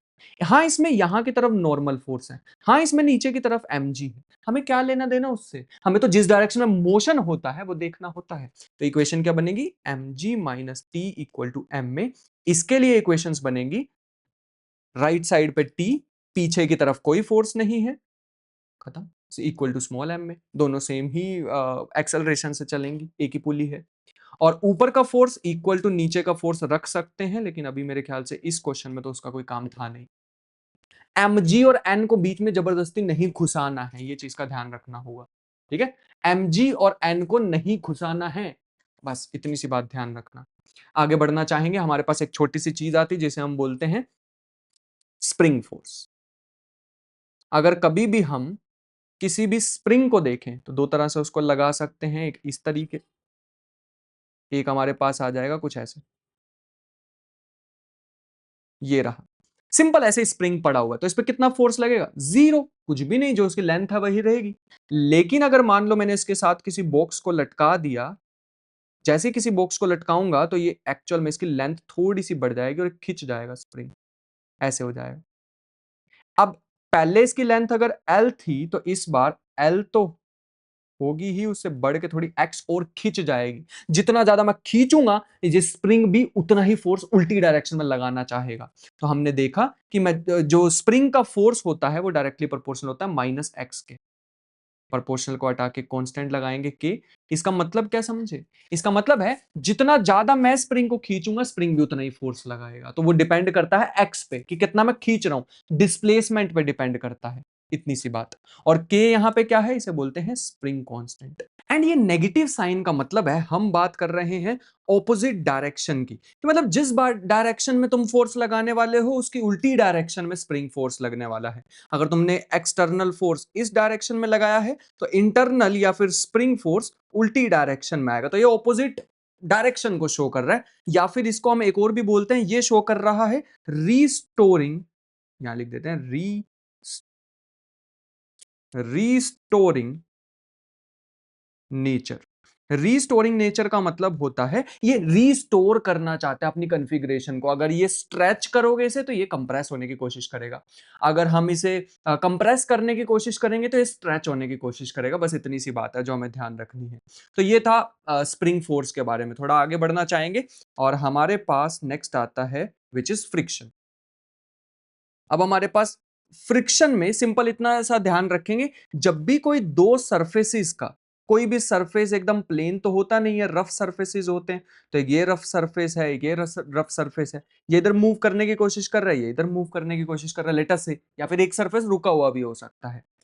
अगर दो सरफेस एक दूसरे पे मूव करने की कोशिश करें तो उनके बीच में लगता है एक फोर्स जिसको हम बोलते हैं फ्रिक्शनल फोर्स। जिस भी डायरेक्शन में मोशन हो रहा होगा उसकी ऑपोजिट डायरेक्शन में फ्रिक्शनल फोर्स लगने वाला है उस बॉडी पे।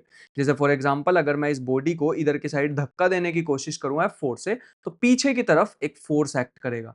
और फ्रिक्शन का बड़ा सिंपल सा फॉर्मूला है, ये जो फ्रिक्शन फोर्स होता है ये भी एक कॉन्टैक्ट फोर्स होता है, इसमें कॉन्टैक्ट होना बड़ा ज्यादा जरूरी है, जैसे हमने नॉर्मल में भी पढ़ा था। नॉर्मल के लिए भी टच होना बहुत ज्यादा जरूरी है, इसमें भी टच होना जरूरी है। ये जो फ्रिक्शनल फोर्स होता है ये डिपेंड करता है ये डिपेंड करता है नॉर्मल पे। बड़ा सरप्राइजिंगली ये एरिया पे डिपेंड नहीं करता। अगर मैं इस माउस को ऐसे धक्का दूंगा या फिर ऐसे धक्का दूंगा, दोनों ही केसेस में सेम ही फ्रिक्शनल फोर्स लगने वाला, एरिया इन कांटेक्ट पे नहीं लगता है, डिपेंड नहीं करता है ये। अगर इसको स्मॉल एफ नाम दे दूं तो directly proportional to N, proportional हटाएंगे तो एक कांस्टेंट आएगा जिसे हम बोल रहे हैं म्यू। ये हमारे पास जो म्यू आया है this is coefficient of friction. इतनी सी बात हम ध्यान रखेंगे। और इसके यूनिट्स क्या होंगे, कुछ भी नहीं, क्योंकि म्यू देखेंगे तो friction divide by normal, friction भी फोर्स है नॉर्मल भी फोर्स है, तो ओवरऑल यूनिट्स कैंसिल हो जाएंगे और हमारे पास क्या बचेगा, यूनिटलेस। तो it is a unitless quantity. Depend किस पे करती है ये डिपेंड करती है सरफेस की प्रॉपर्टी पे, रफनेस। अगर मान लो एक सिंपल सा झूला है, वो स्लाइड वाला झूला देखा होगा तुमने पार्क में, उस पे मान लो अगर वो लोहे का तो इजीली स्लाइड करके आ जाएंगे, लेकिन अगर वो पत्थर का हुआ और तुम्हारे दोस्त ने तुम्हें धक्का दे दिया, बाकी की कहानी आई होप कि तुम समझ पा रहे होंगे कि क्या होगा, उसमें फ्रिक्शन ज्यादा होगा। तो फ्रिक्शन का मेनली हमें फॉर्मूला पता लग गया, F equal to mu N. एक और फ्रिक्शन के बारे में बात ध्यान रखेंगे विच इज इट्स टाइप्स। अरे types of friction. Types of friction का मतलब है, सबसे पहले हम बात करेंगे स्टैटिक फ्रिक्शन की। स्टैटिक फ्रिक्शन वो फ्रिक्शन है अगर तुम किसी रुकी हुई चीज को धक्का दे रहे हो और वो चल नहीं रही है, लेकिन तुम धक्का देते जा रहे हो, जान लगा रहे हो अपनी साइड से, तो वो स्टैटिक फ्रिक्शन है। जब तुम रेस्ट से किसी चीज को मोशन में लाने की कोशिश कर रहे हो, तो वो हमारे पास ये जो स्टैटिक फ्रिक्शन होता है, this directly depends on external force. जितना तुम एक्सटर्नल फोर्स लगाओगे उतना ज्यादा स्टैटिक फ्रिक्शन बढ़ता रहेगा, बढ़ता रहेगा, बढ़ता रहेगा, अनंत तक थोड़ी लगेगा, एक उसकी लिमिट होगी। उसी लिमिट को हम बोलते हैं लिमिटिंग फ्रिक्शन। अब लिमिटिंग फ्रिक्शन नाम से ही समझ गए होंगे कि एक लिमिट तो होती होगी ना स्टैटिक फ्रिक्शन की, तो वही है कि हम स्टैटिक फ्रिक्शन के maximum value of static friction is called limiting friction. और इसका हमारे पास म्यू एस एन कुछ ऐसा हमारे पास फॉर्मूला होता है। ये जो म्यू एस है, this is coefficient of friction, coefficient of static friction this time. ठीक है, स्टैटिक फ्रिक्शन। अब इसके बाद क्या होगा, ये लिमिटिंग फ्रिक्शन के बाद बॉडी चलना स्टार्ट हो जाएगी। लेकिन ऑब्वियस बात है कि अगर कोई चीज चल भी रही है, तब भी रफनेस ऑफ सरफेस तो रहेगी ना। उसका जो सरफेस रफ था वो अभी भी रफ ही रहेगा। तो चलती हुई बॉडी पे भी एक फ्रिक्शन लगेगा, उसका नाम होता है डायनेमिक या फिर काइनेटिक फ्रिक्शन। फिर से ये भी डिपेंड करता है काइनेटिक फ्रिक्शन नॉर्मल पे ही, बस इसका जो कोफिशिएंट है वो म्यू के से लिखा जाता है। This is coefficient of kinetic friction, coefficient of kinetic friction. ये है हमारे पास, बढ़िया, बहुत अच्छी बात है। इस ये भी एक डायमेंशनलेस क्वांटिटी होगी, कोई यूनिट वगैरह इसके नहीं होने वाले हैं। एक और बात ध्यान रखेंगे, ये जो डायनेमिक फ्रिक्शन का कोफिशिएंट होता है ये कम होता है स्टैटिक फ्रिक्शन से। किसी भी चीज को चलाए रखना इजी होता है एज कंपेयर टू किसी को रेस्ट से मोशन में लाना। अगर किसी की कभी कार रुक जाए तो उसको, अगर वो रुकी हुई कार है उसको धक्का देना थोड़ा सा मुश्किल होगा एज कंपेयर टू अगर वो चल जाए तो उसको चलाए रखना वो इजी होगा। बस यही बताना चाह रहा था। एक और भी इसकी कैटेगरी कभी कभी आ जाती है, रोलिंग फ्रिक्शन। उतना ज्यादा अपने सिलेबस में होता नहीं है, बट एक बार फिर भी थोड़ा सा बता देता हूं। This is for pure rolling. अगर प्योर रोलिंग हो रही होगी, एक होता है हमारे पास मतलब इसमें किसी भी टाइप की स्किडिंग नहीं होनी चाहिए, स्किडिंग नहीं होनी चाहिए, कोई फिसलनी नहीं चाहिए, प्योर रोल कर रहा होना चाहिए। कोई चीज रोल कर रही है, रोल कर रही है, रोल कर रही है, वो हमारे पास होगा। तो उसमें हमारे पास लगता है ये रोलिंग फ्रिक्शन। जैसे कोई सिलिंड्रिकल चीज हो सकती है, फॉर एग्जांपल इस डायरेक्शन में घूम रही है, इसकी रेडियस है अगर आर, तो ये जो रोलिंग फ्रिक्शन है ये दो चीजों पे डिपेंड करता है इस बार। एक ये डिपेंड करता है नॉर्मल पे, और एक ये रोलिंग फ्रिक्शन डिपेंड करता है इनवर्सली प्रोपोर्शनल टू रेडियस पे भी। तो इस बार जो हमारे पास कोफिशिएंट, इनको दोनों को मिलाएंगे तो अपने पास n बाय आर, और ये अपने पास बन जाएगा, प्रोपोर्शनल का साइन हटाएंगे तो mu r, coefficient of rolling friction n by r. और ये भी बड़ा एक स्पेशल केस है, अभी हम स्किडिंग इंक्लूड नहीं कर रहे और बहुत सारे फैक्टर्स और भी आ जाते हैं, इसीलिए कंप्लीटली तो हम पढ़ नहीं पा रहे हैं, और थोड़ा सा पढ़ के कोई फायदा नहीं होता है। या तो कंप्लीट नॉलेज रखो या नो नॉलेज रखो, हाफ नॉलेज इज डेंजरस। वैसा ही है ये रोलिंग फ्रिक्शन में कि हाफ नॉलेज मिलेगी हमें। बस इतनी सी बात ध्यान रख लो, ये जो म्यू आर है इस बार इसके यूनिट्स होते हैं, इसके यूनिट होते हैं मीटर इनवर्स, क्योंकि नॉर्मल और फोर्स के बराबर होने चाहिए और मीटर मीटर कट जाना चाहिए इसलिए। ठीक है, तो इसके इस बार डायमेंशनलेस क्वांटिटी नहीं है रोलिंग फ्रिक्शन में। इसको हम थोड़ा एक्स्ट्रा वाले पार्ट में डाल देते हैं, इसके बारे में थोड़ी और बात करेंगे जब रोटेशनल मोशन चैप्टर पे बढ़ेंगे, अभी नहीं। ठीक है, तो ये था हमारे पास थोड़ा सा फ्रिक्शन के बारे में। एक आध इसका क्वेश्चन बता देता हूं ताकि थोड़ा क्लियर हो जाए। जैसे मान लो ये एक बॉक्स है, आगे की तरफ फोर्स लग रहा है F, और मैं इसको आगे खींच रहा हूं और आगे चल रहा है ये। ठीक है, ये चल रहा है, इधर की साइड मोशन है, और चलती हुई चीज पे जो फ्रिक्शन लगता है उसे काइनेटिक फ्रिक्शन कहते हैं। मान लो म्यू दिया हुआ है, पीछे की साइड लगेगा फ्रिक्शनल फोर्स, आगे की साइड अगर मोशन है तो ऊपर की तरफ लगेगा नॉर्मल, नीचे की तरफ लगता है mg। जिस डायरेक्शन में मोशन है वो पॉजिटिव, पीछे वाला negative, is equal to m a. अब ये भी बताई थी ये इक्वेशन लिखनी है ना। इस डायरेक्शन में कोई भी मोशन नहीं है, ये जो डायरेक्शन है there is no motion in this direction, तो हम क्या करेंगे, नॉर्मल ऊपर का फोर्स इक्वल टू नीचे का फोर्स। इस इक्वेशन को थोड़ा और सिंप्लीफाई करें, कैपिटल एफ क्वेश्चन में ही दिया होता है, स्मॉल एफ की जगह म्यू एन लिख देंगे equal to m a, N की वैल्यू डाल देते हैं एम जी, और ऐसा कुछ बन गया। अब तुम मेरे से ये पूछ सकते हो क्या हमेशा n की वैल्यू mg ही आएगी, नहीं जरूरी है। जैसे एक और क्वेश्चन लेके देखते हैं, 2 और क्वेश्चन कराता हूँ, ठीक है, जिससे थोड़ा सा ये फ्रिक्शनल वाला कंप्लीट हो जाए और मैं उसको कंप्लीट बोल पाऊँ। जैसे एक फोर्स मान लो कभी भी यहाँ लग रहा हुआ, कुछ भी टेढ़ा सा फोर्स लग रहा है, लेकिन अभी अभी तो आपने बताया था कि टेढ़ा सा फोर्स तो संकेत होता है कुछ बुरी चीज का। बिल्कुल सही, अगर ये सोचा है तुमने खुद से तो ये जो फोर्स है, अभी अभी मैंने बताया था, इस फोर्स की तरफ फिंगर कर लो, फिंगर कर ली, थीटा की तरफ घुमाओ अपनी फिंगर्स को, तो इधर को घूमेंगी, है ना, तो ये आ जाएगा एफ कॉस थीटा। जिधर फिंगर घूमती है वो कॉस, थीटा के साथ वाला कॉस और परपेंडिकुलर वाला साइन। ऊपर एक और फोर्स लगता है विच इज नॉर्मल, नीचे लगता है mg, पीछे लगता है फ्रिक्शन। ठीक है, अब डायरेक्शन ऑफ मोशन ये होगी आगे की तरफ। मान लो एफ कोस थीटा ज्यादा है, फ्रिक्शन से ज्यादा फोर्स लगाओगे तभी तो वो चलेगा। जो भी ऑब्जेक्ट है उसको चलाने के लिए फ्रिक्शन से तो ज्यादा ही फोर्स लगाना पड़ेगा, है ना। तो आगे का फोर्स, अब ध्यान रखना एक बात, इसका अपने पास कोई काम नहीं बचा। वो जो एफ था और वो जो थीटा था, हमने उसके 2 पार्ट कर तो लिए, उसको 2 पार्ट में तोड़ दिया, अब उसका कोई काम नहीं बचा हमारे पास। तुम 2 सेपरेट डायग्राम्स बनाना, ठीक है। तो हमारे पास आगे की डायरेक्शन पॉजिटिव, जिस डायरेक्शन में चलता है वो पॉजिटिव, पीछे वाला negative, is equal to m में एक इक्वेशन बन गई। अब इस डायरेक्शन में फिर से कोई मोशन नहीं है, तो हमारे पास ऊपर के फोर्सेस इज इक्वल टू नीचे का फोर्स, और एन आ जाएगा यहां से m g minus F sine theta. अब तो नहीं आया सिर्फ एम जी, अब तो अलग आ रहा है, यही मैं बताना चाह रहा था। F cos theta minus friction, friction होता है म्यू एन, एन यहां से ले सकते हैं वैल्यू एन की, है ना, और ये बन जाएगा F cos theta minus mu N की वैल्यू पुट कर दो and we will get the answer. अगर इसको थोड़ा और सिंप्लीफाई करना चाहते हैं तो एफ, सिंप्लीफिकेशन खुद से देखना, ठीक है, cos theta plus mu sine theta minus mu m g is equal to m ए।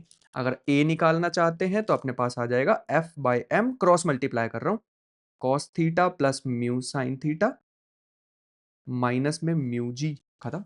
ये आ गई अपने पास एक्सेलरेशन। अगर हमसे पूछी होती एक्सेलरेशन बताओ, अगर मान लो एक्सेलरेशन ना पूछ के हमसे पूछ लिया होता कि डिस्टेंस बताओ कितना ट्रेवल करेगा 3 सेकंड में, अगर इनिशियल वेलोसिटी 0 थी, या फिर ऐसे कुछ भी चीज पूछ ली, तो याद रखना हमेशा इसको पेयर अप कर देना इन इक्वेशंस के साथ। v equal to u plus a t, s equal to u t plus half a t square. एक बार हमें एक्सेलरेशन मिल गई फिर तो कुछ भी पूछ लो, डिस्टेंस, डिस्प्लेसमेंट, मतलब डिस्टेंस, टाइम और वेलोसिटी, कुछ भी पूछ लो अब हमसे, हम बता देंगे इन इक्वेशंस का यूज करके। मेन हमें क्या निकालनी होती है, विच इज एक्सेलरेशन, वही मेन पार्ट होता है। तो दिस वाज ऑल अबाउट जो भी हमें देखना था। अच्छा, एक और मैं वादा किया था, जैसे एक और करा देता हूँ क्वेश्चन। अगर मान लो कभी भी इंक्लाइंड प्लेन आ गया, अभी वैसे इंक्लाइंड प्लेन की अभी अभी जस्ट बताई थी मैंने कुछ देर पहले कहानी, ये एम मास है, ये कैपिटल एम मास, मान लो ये नीचे गिर रहा है, ये टच कर रहा है सरफेस के साथ, इस पे लगेगा फ्रिक्शन, लेकिन ये नहीं टच कर रहा, इस पे नहीं लगेगा फ्रिक्शन, और इस बार रोप भी आ गई, तो इस बार हमारे पास टेंशन फोर्स भी लगने वाला है, ठीक है। चलो, अब इस पे फोर्सेस लिखने स्टार्ट करते हैं। तो हमारे पास सबसे पहले यहां फोर्स होता है नॉर्मल, है ना, यहां की तरफ फोर्स होता है mg। अगर ये हमें क्वेश्चन में दिया हुआ एंगल थीटा, तो कई बार बताया है ये एंगल कितना होता है, ये एंगल भी हमारे पास थीटा होता है। अब इस डायरेक्शन में अपनी फिंगर्स को रख दो, फिंगर्स को रख दिया, अब थीटा की तरफ घुमाओ, थीटा की तरफ मतलब इधर घुमाओ, तो इधर घुमाएंगे तो इधर क्या दिखेगा, cos theta, mg cos theta. और इधर की साइड अगर हम देखते तो हमारे पास आता mg sin थीटा। बढ़िया, इधर की साइड आता टेंशन, जहां से देखोगे टेंशन दूर की तरफ, लेफ्ट साइड ही तो है ना रस्सी, तो लेफ्ट साइड टेंशन, इसमें ऊपर की तरफ है ना रस्सी, तो ऊपर की तरफ टेंशन, नीचे की तरफ mg। और साथ ही साथ इस बार ये नीचे भी गिर रहा है, तो ये ऊपर भी जाएगा, बंधे हुए हैं ना रस्सी से, तो एक और फोर्स यहां पे लगेगा विच इज फ्रिक्शनल फोर्स। जहां बॉडी चलती है उसके उल्टी डायरेक्शन में फ्रिक्शन लगता है, इतनी सी बात ही ध्यान रखेंगे बस। क्लियर है पक्का, ठीक है। अब इसकी इक्वेशंस बनाना स्टार्ट करते हैं। बहुत अजीब सा लग रहा होगा लेकिन नहीं है उतना अजीब, देखते जाओ।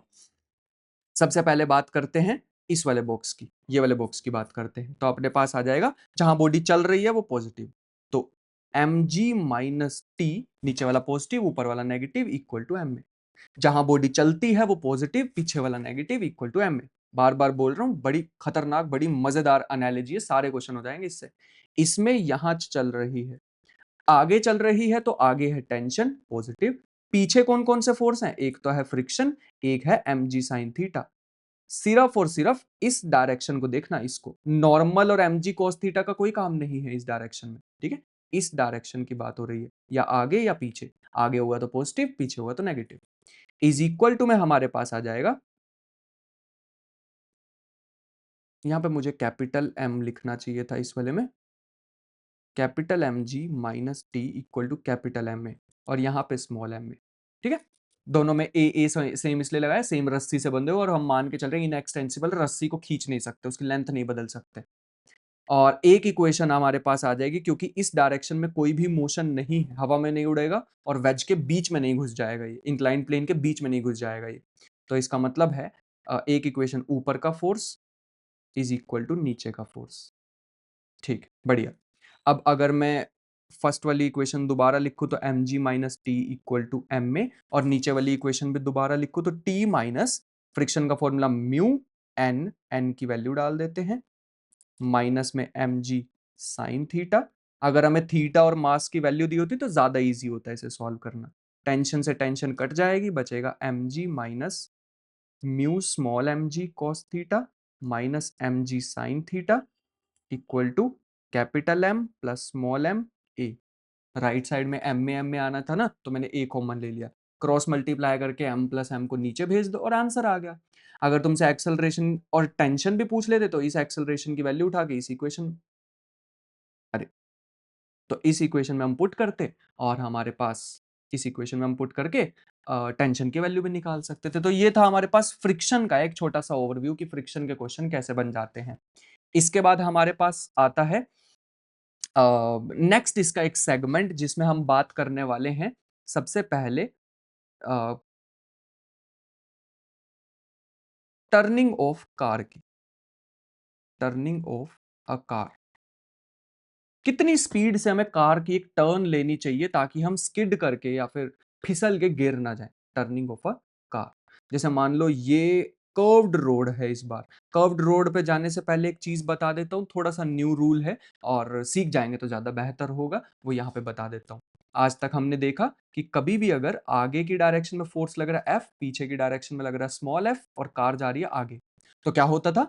आगे का फोर्स पॉजिटिव, पीछे का force negative is equal to m में, है ना? अगर मान लो एक बॉक्स है, कोई फोर्स नहीं लग रहा और वो पहले से चल रही थी, कोई भी गाड़ी पहले से चल रही थी, जैसे भागते भागते मैंने अपने नीज पे बैठ गया, है ना, ये जो घुटने हैं उस पे बैठ गया और ऐसे स्लाइड करके आगे जा रहा हूं, तो फोर्स कौन सा लगेगा? सिर्फ फ्रिक्शन, थोड़ी दूर पे जाके मैं रुक जाऊंगा, लेकिन बॉडी आगे चल रही है ना, वेलोसिटी आगे है।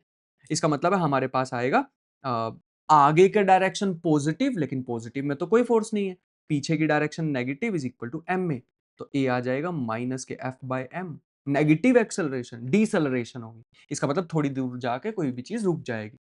मेन मैं ये समझाना चाह रहा हूं, जिस डायरेक्शन में चीज चलती है वो पॉजिटिव, ऑपोजिट वाली negative is equal to m में। इतनी सी बात मैं बताना चाह रहा था, पक्का समझ आया? ठीक है, एक बात अब इसमें सर्कुलर मोशन वाली भी ऐड कर लेते हैं और फिर इस टर्निंग ऑफ अ कार पे आते हैं।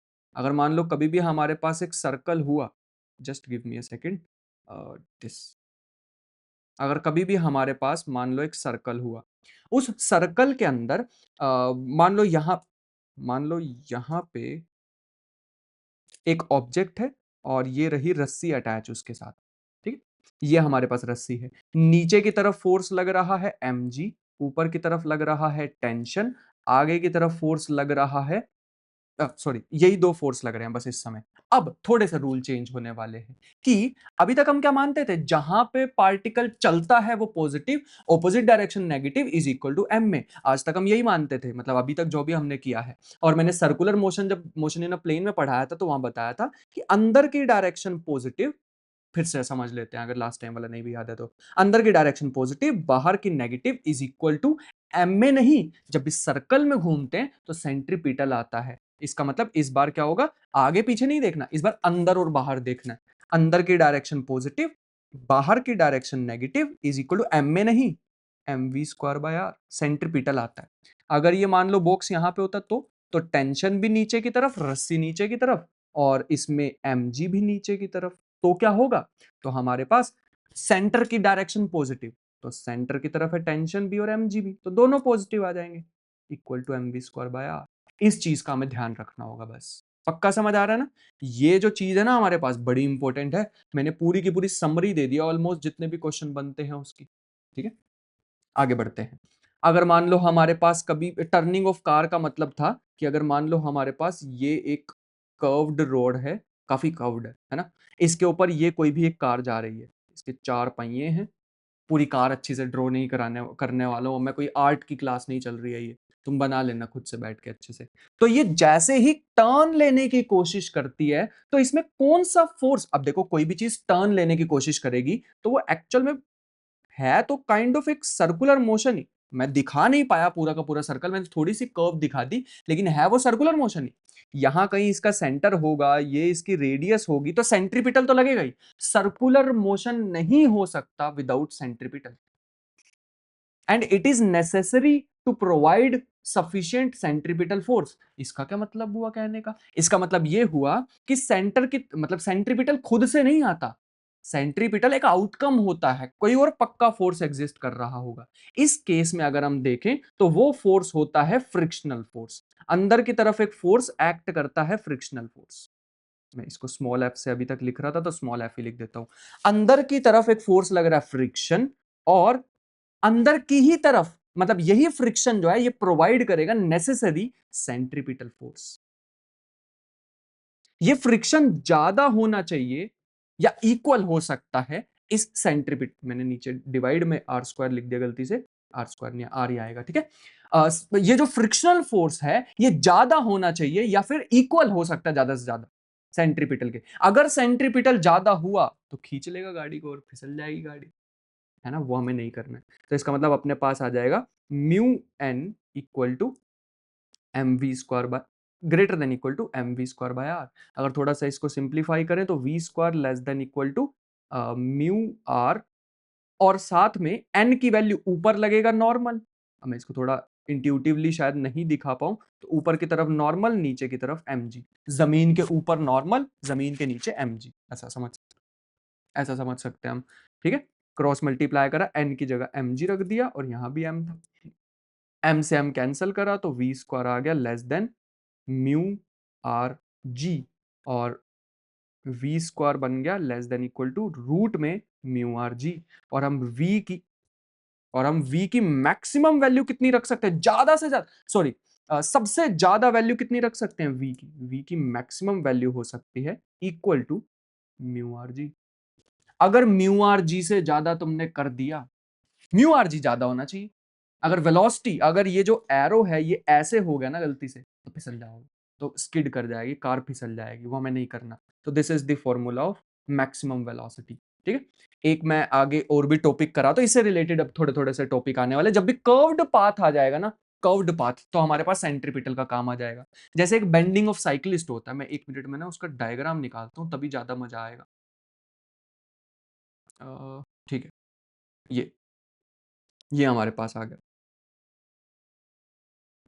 बढ़िया। जब भी हम साइकिल चला रहे होते हैं और टर्न आ जाता है ना कभी भी, तो हमें थोड़ा सा बेंड करना पड़ेगा, इस डायरेक्शन में झुकना पड़ेगा। ठीक है, पहले तो हम एकदम सीधा जा रहे थे, अगर कोई भी एकदम स्ट्रेट एकदम फ्लैट रोड होती तो हमें एकदम सीधा सीधा चलना है। लेकिन हमें जैसे ही दिखेगा कि एक कर्व्ड रोड आ गया, रोड में थोड़ा सा ऐसे बेंड, थोड़ा सा ऐसे कर्व पाथ आ गया, और जब भी कर्व आता है तो ऐसा कुछ सर्कल में ही होगी रोड। कर्व में हमेशा सेंटर की तरफ लगता है सेंट्रीपिटल, और वो सेंट्रीपिटल खुद से तो आता नहीं, कोई प्रोवाइड करता है सेंट्रीपिटल, इस चीज का ध्यान रखेंगे। तो जब भी कोई कर्व्ड चीज आएगी ना, गिरने से बचने के लिए थोड़ा सा कर्व होना पड़ता है खुद से ही। ठीक है, तो जैसे ही थोड़ा सा टर्न होंगे, इधर की डायरेक्शन में देख पा रहे होंगे एक आर फोर्स आ जाएगा, या फिर आर की जगह हम एन लिख लेते हैं, हम तो नॉर्मल को एन बोल रहे थे इतनी देर से। स्ट्रेट पाथ से मैं थोड़ा सा अलग डायग्राम बना लेता हूं। मान लो ये साइकिल वाला है, ये ये साइकिल वाला है, और ये रहा नॉर्मल, थोड़ा बेंड हो गया ना तो नॉर्मल भी टेढ़ा हो गया। वर्टिकल से मान लेते हैं वो थीटा एंगल पे टेढ़ा हो गया, तो ऊपर की साइड बचा एन कॉस थीटा, अभी अभी बताया था जहां होता है उस पर फिंगर रखो, थीटा की तरफ घुमा दो, और इधर आ जाएगा एन साइन थीटा, और नीचे क्या होगा एम जी, और कोई भी फोर्स नहीं है। ठीक है, इस डायरेक्शन में कोई भी मोशन नहीं होगा, ये वाली डायरेक्शन में देयर इज नो मोशन, तो ऊपर का फोर्स इज इक्वल टू नीचे का फोर्स, बराबर हो गए, खत्म। और अंदर की तरफ वाला फोर्स पॉजिटिव होता है, अंदर की तरफ इस बार कौन सा आ रहा है, एन साइन थीटा, यहां आर लिखा, आर को इग्नोर कर दो, N sine theta is equal to M we square by r. Centripetal force इस बार कौन प्रोवाइड करेगा, ये एन साइन थीटा, टर्निंग में हेल्प करेगा, ठीक है। तो अगर दोनों इक्वेशन को डिवाइड कर दें तो N sine theta by N cos theta, मैं हमेशा टेन थीटा चाहता हूं इसलिए साइन बाय कॉस करता हूं, m we square by r by m g, m से एम कैंसल, एन से एन कैंसल, क्रॉस मल्टीप्लाई करा, v square equal to are g tan theta, और वी हमारे पास आ जाएगा रूट में r g tan theta. This is the maximum value. अगर इससे ज्यादा करने की कोशिश की तो भाई फैल जाओगे। और ये करके नहीं देखना कहीं अपनी साइकिल ही पूरी टेढ़ी कर दी और फैल गए और मेरे पे नाम लगा दिया, ऐसा नहीं करना। But this is the value, this is the maximum velocity जिसे तुम मूव कर सकते हो। क्वेश्चन दो तरह से बन सकते हैं, या तो तुमसे पूछ लेंगे कि मैक्सिमम वेलोसिटी बताओ, तो r g tan theta root में कर देना, और दूसरा तुमसे क्वेश्चन पूछा जा सकता है कि थीटा बताओ कितना, अगर मेरी वेलोसिटी है 20 मीटर पर सेकंड से मैं जा रहा हूं तो बताओ मेरे को कितने एंगल पे झुकना होगा ताकि मैं इजिली टर्न ले पाऊं। ये क्वेश्चन बन सकते हैं दो यहां से, ठीक है। टॉपिक का नाम तक नहीं लिखा हमने, which is bending of cyclist. इस चीज का ध्यान रखेंगे। और इसके बाद एक छोटी छोटी सी डेफिनेशन है, फिर एक हम बैंकिंग ऑफ रोड की तरफ बढ़ते हैं, उसका भी मेरे पास एक डायग्राम है, रुको। था तो, हाँ ये रहा, ये तो अगर मान लो कार को टर्न लेनी पड़ गई, ऑब्वियस सी बात है कि हम भाई कोई साउथ की मूवी के हीरो तो है नहीं कि कार को ही ऐसे दो दो पहिए कार के ही उठा देंगे। ऑब्वियसली हम तो टर्न नहीं कर सकते कार को, तो हम क्या करते हैं उसे बचने के लिए रोड को ही कर्व बना देते हैं। बैंकिंग ऑफ रोड का मतलब है रोड में ही थोड़ा सा ऐसे कर्व ले आते हैं। मैं इसका थोड़ा और बढ़िया वाला फिजिक्स वाला डायग्राम दिखाता हूँ तो ज्यादा अच्छे से समझ आएगा। कहाँ गया, ये रहा फिजिक्स वाला डायग्राम। हाँ अभी चाहिए। तो मैं इस टॉपिक पे आने से पहले, इसका बड़ा इंटरेस्टिंग सा टॉपिक है, इसकी कैलकुलेशन भी थोड़ी ध्यान से करनी पड़ेगी। इसे बैंकिंग ऑफ रोड बोलते हैं, क्योंकि हम खुद तो साइकिल पे होते तो हम साइकिल को बेंड कर देते, कार को बेंड करना हमारे बस की बात नहीं है, जिसे बचने के लिए रोड को ही बेंड कर दिया जाता है, ठीक है। इस पे आते हैं, वापिस अभी आते हैं। तो उससे पहले दो डेफिनेशन छोटी छोटी सी है, उसको निपटा लें पहले। एक अपने पास आता है angle of repose. Angle of repose का मतलब अपनी भाषा में लिख सकते हो, ठीक है, बट मैं फिर भी एक बार ब्रीफली बता देता हूं कि एंगल ऑफ रिपोज वो एंगल होता है जिसमें कोई भी बॉक्स इंक्लाइंड प्लेन पे पड़ा हुआ स्लाइड करना स्टार्ट कर जाए। मतलब अगर ये हमारे पास बॉक्स है, इस पे पड़ा हुआ है, तो मैं इस, जैसे मैंने पेंसिल यहां पर रख दी, अभी ये मूव नहीं कर रही, लेकिन जैसे जैसे मैं अपने हाथ को बेंड करता जाऊंगा करता जाऊंगा करता जाऊंगा, ये स्लाइड करके नीचे आती रहेगी आती रहेगी आती रहेगी। वो एंगल जिसपे जस्ट स्लाइड करके नीचे आ जाए उसे हम एंगल ऑफ रिपोज बोलते हैं। बस इतना ही है, ठीक है। तो अगर ये एंगल थीटा है और ये लगता है नॉर्मल, यहां लगता है एम जी, अभी अभी मैंने बताया था कि यहां होता है एम जी कॉस थीटा, है ना, अभी अभी बताया था ना, और यहां होता है हमारे पास एम जी साइन थीटा। यही तो बताए थे फोर्सेस। पीछे की तरफ लगेगा फ्रिक्शन, फ्रिक्शन नहीं होगा तो भाई स्लाइड करके नीचे आ जाएगा, है ना। तो अगर मैं, और ये वो पॉइंट पे, इस एंगल थीटा पे, ये वो पॉइंट पे है कि जरा सा और एंगल बढ़ाया तो फिसल जाएगा। जस्ट इस थीटा एंगल पे अभी ये यहीं बैठा हुआ है, तो सारे फोर्सेस को बैलेंस कर दो। N equal to m g cos theta, इस डायरेक्शन के फोर्स को बराबर, इस डायरेक्शन के फोर्स को बराबर। अब तुम पूछ सकते हो कि इस बार आपने आगे का फोर्स माइनस पीछे का फोर्स इक्वल टू एम में क्यों नहीं किया, क्योंकि इस बार रुका हुआ है। ये एंगल ऑफ रिपोज वो एंगल होता है जब ये उस जस्ट उस पॉइंट पे आ जाएगा, इसके बाद तो फिसल ही जाएगा, ठीक है। और दूसरा आ जाएगा friction is equal to m g sine theta. Friction की वैल्यू म्यू एन होती है, ये बन जाएगा साइन थीटा, और एन की वैल्यू ऊपर से m g cos theta put कर देते हैं, m g sine theta, m g से m g cancel, cross multiply करके sine by cos which is tan theta equal to mu. तो ये जो हमारे पास एंगल है इसे हम बोलते हैं angle of repose. The angle, ऐसा angle for which the box is in a state of being in motion. Just उस पॉइंट पे आ जाए कि उस पॉइंट पे आ गए, जस्ट उसके बाद तो स्लाइड करके नीचे आ जाएगा, ठीक है। एक अपने पास होता है angle of friction. Angle of friction का थोड़ा नाम चेंज करना था तो मैंने अल्फा बना दिया। ये थोड़ा सा अजीब है इसलिए मैं बताना चाहूंगा, लिखना चाहूंगा, angle between resultant of normal and friction and normal. अब ये कैसी बात हुई, तो बड़ा अजीब सा लग रहा होगा सुनने में। कहने का मतलब है, अगर मैंने एक बॉक्स लिया, उस पर ऊपर की तरफ लग रहा है नॉर्मल, पीछे की तरफ लग रहा है फ्रिक्शन, अगर मान लो मोशन इधर होता तो, और इन दोनों का रिजल्टेंट आएगा यहां कहीं बीच में। फ्रिक्शन और नॉर्मल का रिजल्टेंट इनका आएगा बीच में। और रिजल्टेंट का फॉर्मूला तो मेरे ख्याल से हमें याद ही होगा। रिजल्टेंट का फॉर्मूला क्या होता है, रूट में a square plus b square plus 2ab cos theta. अभी अभी तो बताया था, है ना। अगर मैं रिजल्टेंट आर यहां लिखना भी चाहता तो वो आर आता रूट में ये वाला फोर्स, ये वाला फोर्स, इनका रिजल्टेंट निकालना है। N square plus f square plus 2ab cos theta, लेकिन थीटा 90 है तो यही बचेगा। ठीक है, ये जो एंगल अपने पास आया है ना, ये वाला एंगल अल्फा, इसे बोलते हैं angle between resultant of normal and friction and normal. तो अगर मैं यहां से tan अल्फा निकालना चाहूं तो अपने पास आ जाएगा परपेंडिकुलर बाय बेस। परपेंडिकुलर है f, अगर ये f है तो ये भी f होने वाला है, ये f तो ये भी f, तो ये बन जाएगा परपेंडिकुलर डिवाइड बाय बेस। और फ्रिक्शन का फॉर्मूला म्यू एन होता है, n से n कैंसिल हो जाएगा तो tan अल्फा बचेगा विच इज म्यू। एक मिनट, ये भी म्यू के इक्वल आया था और ये tan अल्फा भी म्यू के इक्वल आया है, तो हम यहां से बोल सकते हैं कि tan alpha is equal to tan theta और alpha is equal to theta. ये जो एंगल ऑफ रिपोज है और एंगल ऑफ फ्रिक्शन है, ये दोनों सेम हमें दिखाई दे रहे हैं एक पर्टिकुलर सरफेस के लिए। सरफेस को अगर तुम ऐसे बेंड भी कर दोगे तो वो दोनों सेम ही होने वाले हैं एक सरफेस के लिए।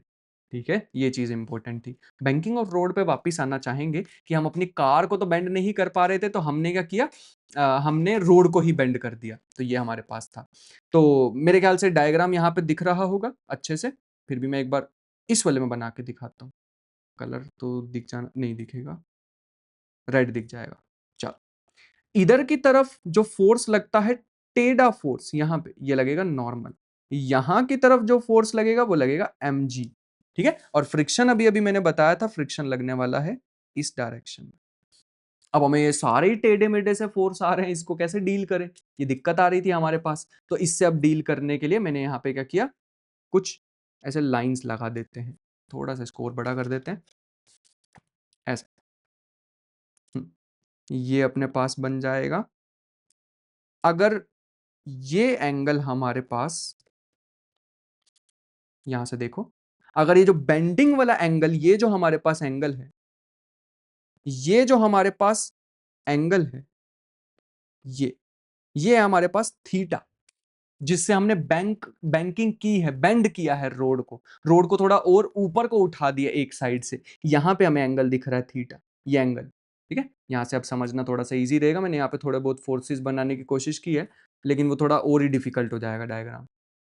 ठीक है, ये एंगल हमारे पास थीटा है, टेढ़ा सा हमें यहाँ पे नॉर्मल दिखाई दे रहा है, नीचे है mg। अगर ये एंगल थीटा है तो इजीली प्रूव किया जा सकता है कि ये एंगल जो हमारे पास है, अरे हाँ, ये एंगल अगर थीटा है तो ये एंगल भी थीटा ही होने वाला है। ठीक है, मैं यहाँ पे अब बना सकता हूँ, इधर की साइड हमारे पास था नॉर्मल, और यहाँ पे हमारे पास एंगल थीटा, और नॉर्मल पे हाथ रख के इधर राइट साइड घुमाएंगे तो ये आ जाएगा n cos थीटा, और इधर की साइड हमारे पास आ जाएगा n sin थीटा। ऐसे लग रहा है फ्रिक्शन, अभी अभी मैंने दिखाया था, ये लगेगा फ्रिक्शन, है ना, ये लगेगा mg और ये लगेगा नॉर्मल। ये हमारे पास सिचुएशन है। इसमें अब अगर मैं बना के दिखाना चाहूं, ये रहा थीटा, एक हमारे पास ये आएगा थीटा। ठीक है, ये जिस एंगल से कर्व्ड है ना, ये एंगल है थीटा। थोड़ा सा समझना डिफिकल्ट हो सकता है, लेकिन वीडियो को पॉज करके समझना। तो ये रहा हमारे पास फ्रिक्शन, ये रहा थीटा। फ्रिक्शन के भी दो कंपोनेंट कर लो, फ्रिक्शन के दो कंपोनेंट, थीटा के साथ वाला कॉस, तो यहां पे आ जाएगा कॉस, और नीचे की साइड आ जाएगा साइन, और नीचे mg भी है। ये सारे फोर्सेस आ गए। इसका मतलब हमें किस चीज की जरूरत नहीं है, हमें इस एन की जरूरत नहीं है क्योंकि मैंने इसको दो पार्ट में तोड़ दिया, इस एफ की जरूरत नहीं है क्योंकि मैंने इसको दो पार्ट में तोड़ दिया। अब बचा क्या, ऊपर का फोर्स इक्वल टू नीचे का फोर्स। हवा में तो नहीं उड़ेगी गाड़ी, अगर उड़ी भी तो, है ना, है ना, है ना, ठीक है। तो बन जाएगा ऊपर का फोर्स इज इक्वल टू नीचे के फोर्सेस।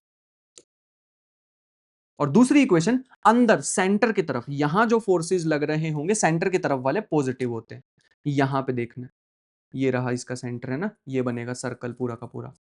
तो ये हमारे पास आ जाएगा, अंदर की तरफ ही लग रहे हैं दोनों फोर्सेस, तो N sine theta plus f cos theta is equal to M we square by r. समझ आ रहा है ना पक्का, ठीक है। इसको थोड़ा सा अब सिंप्लीफाई कर लेते हैं,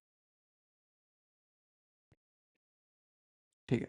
ये बन जाएगा N cos theta minus F sine theta is equal to m g. मैं एक साइड मतलब ये जो एफ साइन थीटा था ना उसको लेफ्ट साइड पे लेके आ गया। फ्रिक्शन का फॉर्मूला हमें पता है म्यू एन होता है,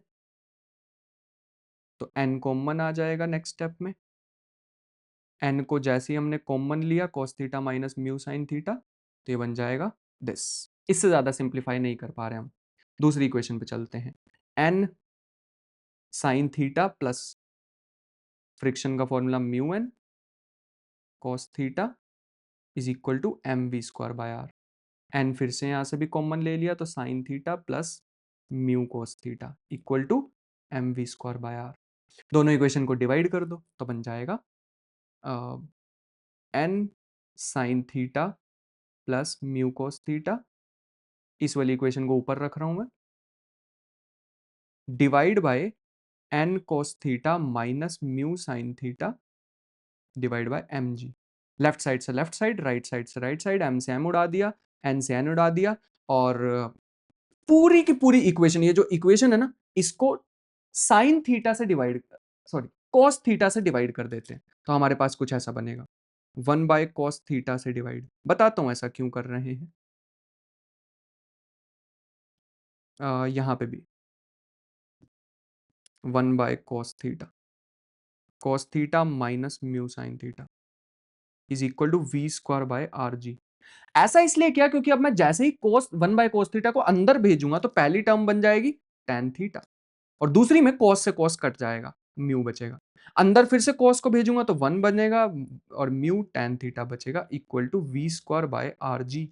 और इसको थोड़ा सिंप्लीफाई करा तो हमारे पास V square is equal to are G mu plus tan theta divide by 1 minus mu tan theta, और यहां से v हमारे पास आ जाएगा रूट में r square mu plus tan theta divide by 1 minus mu tan theta.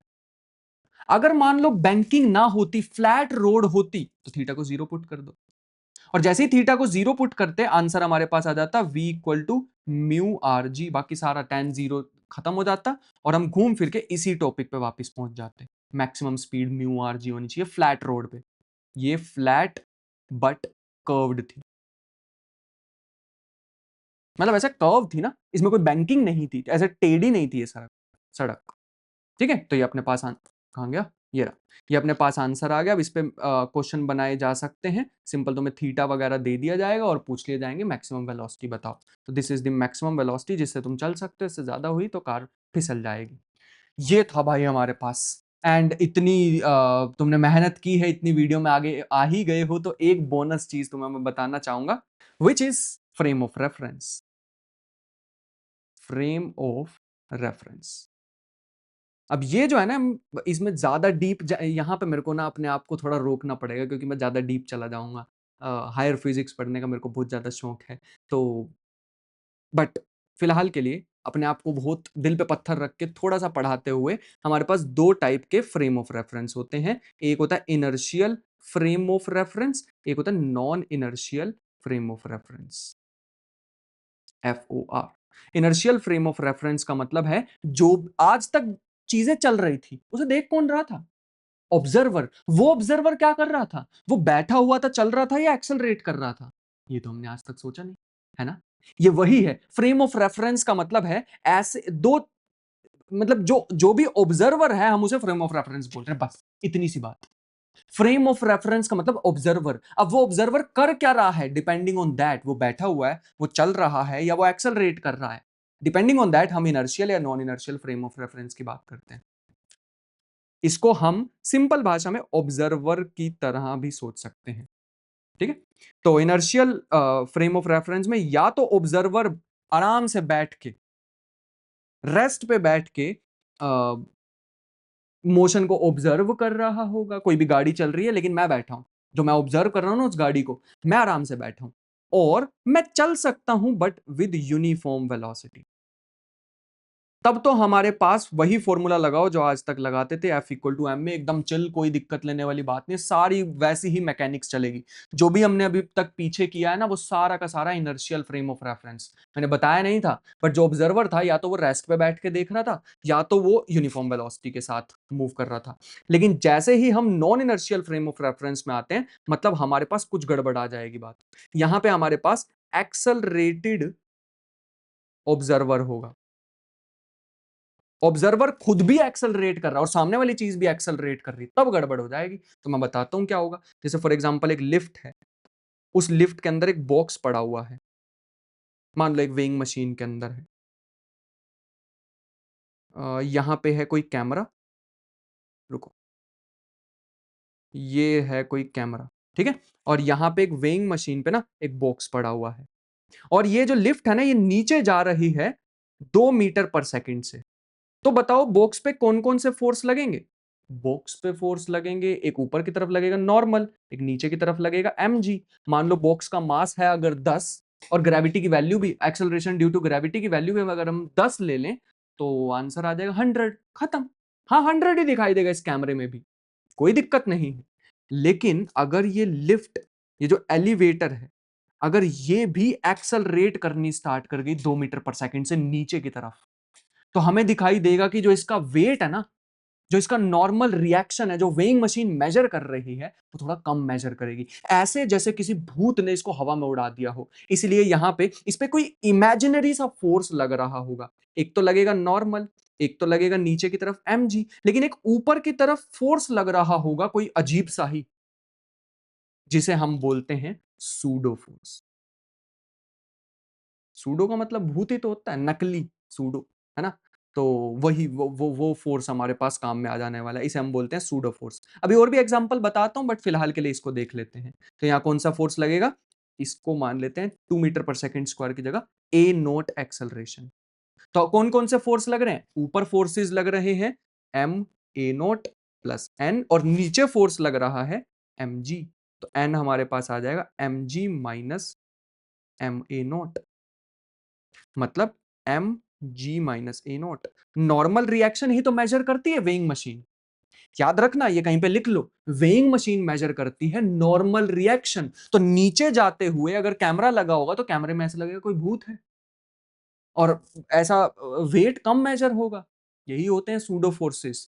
और अगर क्या हुआ कि लिफ्ट इधर की डायरेक्शन में चल रही, मान लो तुम कार में बैठे और वहां पे एक लॉकेट टंगा हुआ था तुम्हारी कार पे, और सारे के सारे उसके शीशे ब्लैक कर दिए, कुछ नहीं दिख रहा, लेकिन कार जो है ना वो इधर की तरफ एक्सेलरेट कर रही है ए नोट से। तुमने देखा लॉकेट अपने आप ही पीछे हो गया, जैसे कोई उसको भूत धक्का दे रहा हो। भूत नहीं धक्का दे रहा है, यहाँ पे सूडो फोर्सेस लग रही हैं।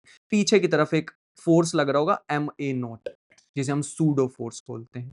हमेशा ऑपोजिट डायरेक्शन में लगता है। ये फ्रेम ऑफ रेफरेंस की वजह से हो रहा है कि जिस चीज, अगर मैं इसमें बैठ के देख रहा हूं, इस लिफ्ट में बैठ के इस पेंडुलम को देख रहा हूं, तो भाई जिस चीज पे मैं बैठ के देख रहा हूं वो खुद भी एक्सेलरेट कर रही है। यही तो सबसे बड़ा पंगा है। आज तक मैं जब भी कोई मोशन को ऑब्जर्व करता था तो मैं या तो आराम से बैठ के रेस्ट पे देखता था या यूनिफॉर्म मोशन के साथ, लेकिन अगर मैं ऑब्जर्वर खुद ही, अगर मैं एक्सेलरेट करने की कोशिश करा तो भाई चीजें गड़बड़ा जाएंगी, फिर वहां पे सूडो फोर्सेस जैसे काम आ जाएंगे। मुश्किल नहीं है, ध्यान से समझना, ठीक है। और अगर मान लो ऊपर की तरफ लिफ्ट जा रही होती तो ए नोट से, तो नीचे की तरफ लगने वाला था एक सूडो फोर्स ए नोट। ए नोट एक्सेलरेशन नीचे की तरफ लगती दिखाई देगी, नीचे ही एम जी होता है, ऊपर नॉर्मल होता है, मतलब normal is equal to m a naught plus m g. ज्यादा वेट दिखाई देगा वेइंग मशीन में, ठीक है, तो कैमरे में ऐसा लगेगा कि ज्यादा वेट है। सूडो फोर्सेस की वजह से होता है। ठीक है, मैं सूडो फोर्स का एक सर्कुलर मोशन वाला भी एग्जांपल करा देता हूं ताकि कंप्लीट हो जाए चीजें, है ना। मान लो हमारे पास ये है सन, सर्कुलर मोशन मान के चल रहा हूं, वैसे सर्कुलर नहीं होता, आगे हम ग्रेविटेशन में पढ़ेंगे। सन के अराउंड अर्थ अभी हम मान के चल लेते हैं कि सर्कुलर मोशन में, ठीक है, ये अर्थ है। और अगर हम देखें तो अंदर की तरफ एक फोर्स लगता है, हमने सुना है m g m by r square. लेकिन अगर ग्रेविटेशनल फोर्स लग रहा है, हमने 9th क्लास में पढ़ा था ना ये फॉर्मूला, अगर ग्रेविटेशनल फोर्स लग रहा है अर्थ अर्थ पे, सन की तरफ, तो फिर उसकी तरफ क्यों नहीं खिंच जाती, है ना। अब यहां पे ध्यान से देखते हैं कि अगर हम कभी भी, सारी ऑब्जर्वर की कहानी है कि अगर हम बाहर से देखेंगे, बाहर से देखने में पूरी अर्थ पे ये जो ग्रेविटेशनल फोर्स है ना, ये सेंट्रीपिटल फोर्स प्रोवाइड करता है, नेसेसरी सेंट्रीपिटल फोर्स। अंदर की तरफ जो भी फोर्स होता है वो पॉजिटिव, इतनी देर से जो मैं बता रहा हूं, है ना।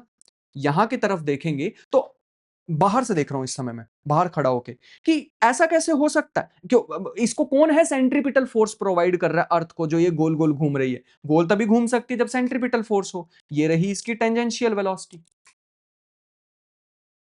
है ना, कि यहां पे कौन सा सेंट्रीपिटल फोर्स है, वो सेंट्रीपिटल फोर्स प्रोवाइड कर रहा है ये। लेकिन अगर मैं अर्थ पे बैठ के देखूंगा, क्योंकि मैं अर्थ पे बैठ गया और अर्थ एक्सेलरेट कर रही है, तो अर्थ पे बैठे हुए जो इंसान होंगे ना, वो है non inertial frame of reference में। इस बार non inertial frame of reference में वो आ गए। अब ये non inertial frame of reference में आते ही, क्योंकि मैं अर्थ पे बैठा हूं तो मैं अर्थ के साथ एक्सेलरेट कर रहा हूं, मेरे को ऐसा लगेगा कि सन मेरे को अपनी तरफ क्यों नहीं खींच लेता। क्योंकि इस बार, अब हम अगर देखेंगे तो सेम सर्कल में ड्रॉ करूं, इस बार जो हमारे पास ये सन है, ये अर्थ है, और अंदर की तरफ फोर्स लग रहा है GMM बाय आर स्क्वायर। लेकिन मैं क्योंकि अर्थ पे ही बैठ गया और मैं non inertial frame of reference में हूं, तो एक सूडो फोर्स लगेगा, उस सूडो फोर्स को बोलते हैं सेंट्रीफ्यूगल फोर्स। सेंट्रीपिटल फोर्स लगता है अगर मैं बाहर से देख रहा हूं अर्थ और सन के सिस्टम को, तो नेसेसरी सेंट्रीपिटल, सर्कल में घूमने के लिए नेसेसरी सेंट्रीपिटल फोर्स लगता है ग्रेविटेशनल फोर्स के थ्रू। लेकिन अगर मैं अर्थ पे बैठ के, non inertial frame of reference पे बैठ के देखूं, तो मेरे को सन खींच क्यों नहीं रहा है, क्योंकि एक सेंट्रीफ्यूगल फोर्स लग रहा है। ये बोल सकते हैं, बस इतना ही, यही था, खत्म, इतना ही था। तो अगर मान लो मैं अर्थ के इस साइड हूं, तो ये जस्टिफाई करती है चीज, है ना, कि इधर, सॉरी एक मिनट बताता हूं, ये रहा सन, ये रही अर्थ, और मैं यहां पे हूं, तो इधर की साइड लग रहा है GMM बाय आर स्क्वायर, पीछे की तरफ सेंट्रीफ्यूगल। अगर मैं यहां पे हूं तो फिर मैं बाहर क्यों नहीं गिर जाता सेंट्रीफ्यूगल के कारण, क्योंकि इधर है ग्रेविटेशनल फोर्स। दोनों एक साथ नहीं लगते, कहीं तो ऐसा करते हैं कि इधर है सेंट्रीपिटल और पीछे की साइड है सेंट्रीफ्यूगल, लो खत्म, दोनों ही फोर्स एक साथ बना दिए। ऐसा नहीं होता भाई, ऐसा नहीं होता, दोनों नहीं एक्ट करते हैं, डिपेंड करता है फ्रेम ऑफ रेफरेंस में कहां से देख रहे हो। अगर बाहर से खड़े होकर देख रहे हो तो हाँ सेंट्रीपिटल फोर्स लगेगा, अगर उसी सिस्टम पे बैठ के देख रहे हो जो एक्सेलरेट कर रहा है, तो सेंट्रीफ्यूगल फोर्स लगेगा। दोनों के फॉर्मूले सेम ही होते हैं, बस डायरेक्शन अलग अलग होती है। कि अगर ये बॉडी है, आगे की तरफ होता है mv²/r, अगर कोई बाहर से देख रहा होगा, और बाहर की तरफ के वाला भी मैग्नीट्यूड mv²/r ही होता है, बस फ्रेम ऑफ रेफरेंस का फर्क है। इतना ही था हमारे पास, समझ आया। कि अगर मान लो एक कंपार्टमेंट है, उसके अंदर दो लोग हैं, कंपार्टमेंट, मैं बाहर खड़ा हूं, मेरे को वो कंपार्टमेंट के अंदर वाला इंसान दिखाई नहीं दे रहा, तो मेरे हिसाब से ये जो टेंशन है ना रस्सी की, ये प्रोवाइड कर रही है नेसेसरी सेंट्रीपिटल फोर्स। लेकिन जो अंदर बैठा हुआ है, वो ये सोच रहा है कि, वो ये सोच रहा है कि मैं बाहर क्यों नहीं गिर रहा, है ना। उस पे जो बाहर की तरफ, मतलब वो तो बिल्कुल कॉर्नर पे आकर टंग जाएगा वो इंसान, वो जो डिब्बा होगा ना उसके बिल्कुल यहां पे आके टंग जाएगा, क्योंकि इसके अंदर लग रहा है, इसको फील हो रहा है एक सेंट्रीफ्यूगल फोर्स। सेंट्रीफ्यूगल फोर्स बाहर की तरफ होता है, एक सूडो फोर्स। ऐसा लगेगा इसको कि मैं बाहर की तरफ फेंका जा रहा हूं, अगर ये कंपार्टमेंट पीछे से खुल गया तो मैं एकदम उड़ जाऊंगा, क्योंकि ये उसी फ्रेम ऑफ रेफरेंस में बैठ के देख रहा है जो एक्सेलरेट कर रहा है। अगर इस मैं बाहर से देखूंगा तो सेंट्रीपिटल, लेकिन अगर अंदर ये आदमी देखेगा तो इसके लिए सेंट्रीफ्यूगल फोर्स होगा। ये बचा क्यों है, क्योंकि इससे रस्सी अटैच है, तो इसके लिए इधर की तरफ टेंशन, इधर की तरफ सेंट्रीफ्यूगल फोर्स। लेकिन अगर हम बाहर से देखेंगे तो हमें सेंट्रीपिटल लगता है, मतलब सेंट्रीपिटल हम फील करते हैं, तो अंदर की तरफ सेंट्रीपिटल कौन प्रोवाइड कर रहा है, टेंशन। सब पॉइंट ऑफ व्यू का खेल है। आई होप कि यहाँ तक समझ आया होगा। ये था कंप्लीट चैप्टर और मेरे ख्याल से काफ़ी ज़्यादा समय लग गया। यही है एक सबसे बड़ा चैप्टर। आने वाले चैप्टर थोड़े से छोटे होंगे रोटेशन को छोड़ के, रोटेशन भी इतना ही बड़ा है। But we will try our best कि उसको बेस्ट तरीके से कर पाएँ कम से कम समय में। बाकी मिलते हैं नेक्स्ट वीडियो में, तब तक के लिए अपना ख्याल रखो और रिवीजन करते रहो, क्वेश्चन करते रहो। Bye bye.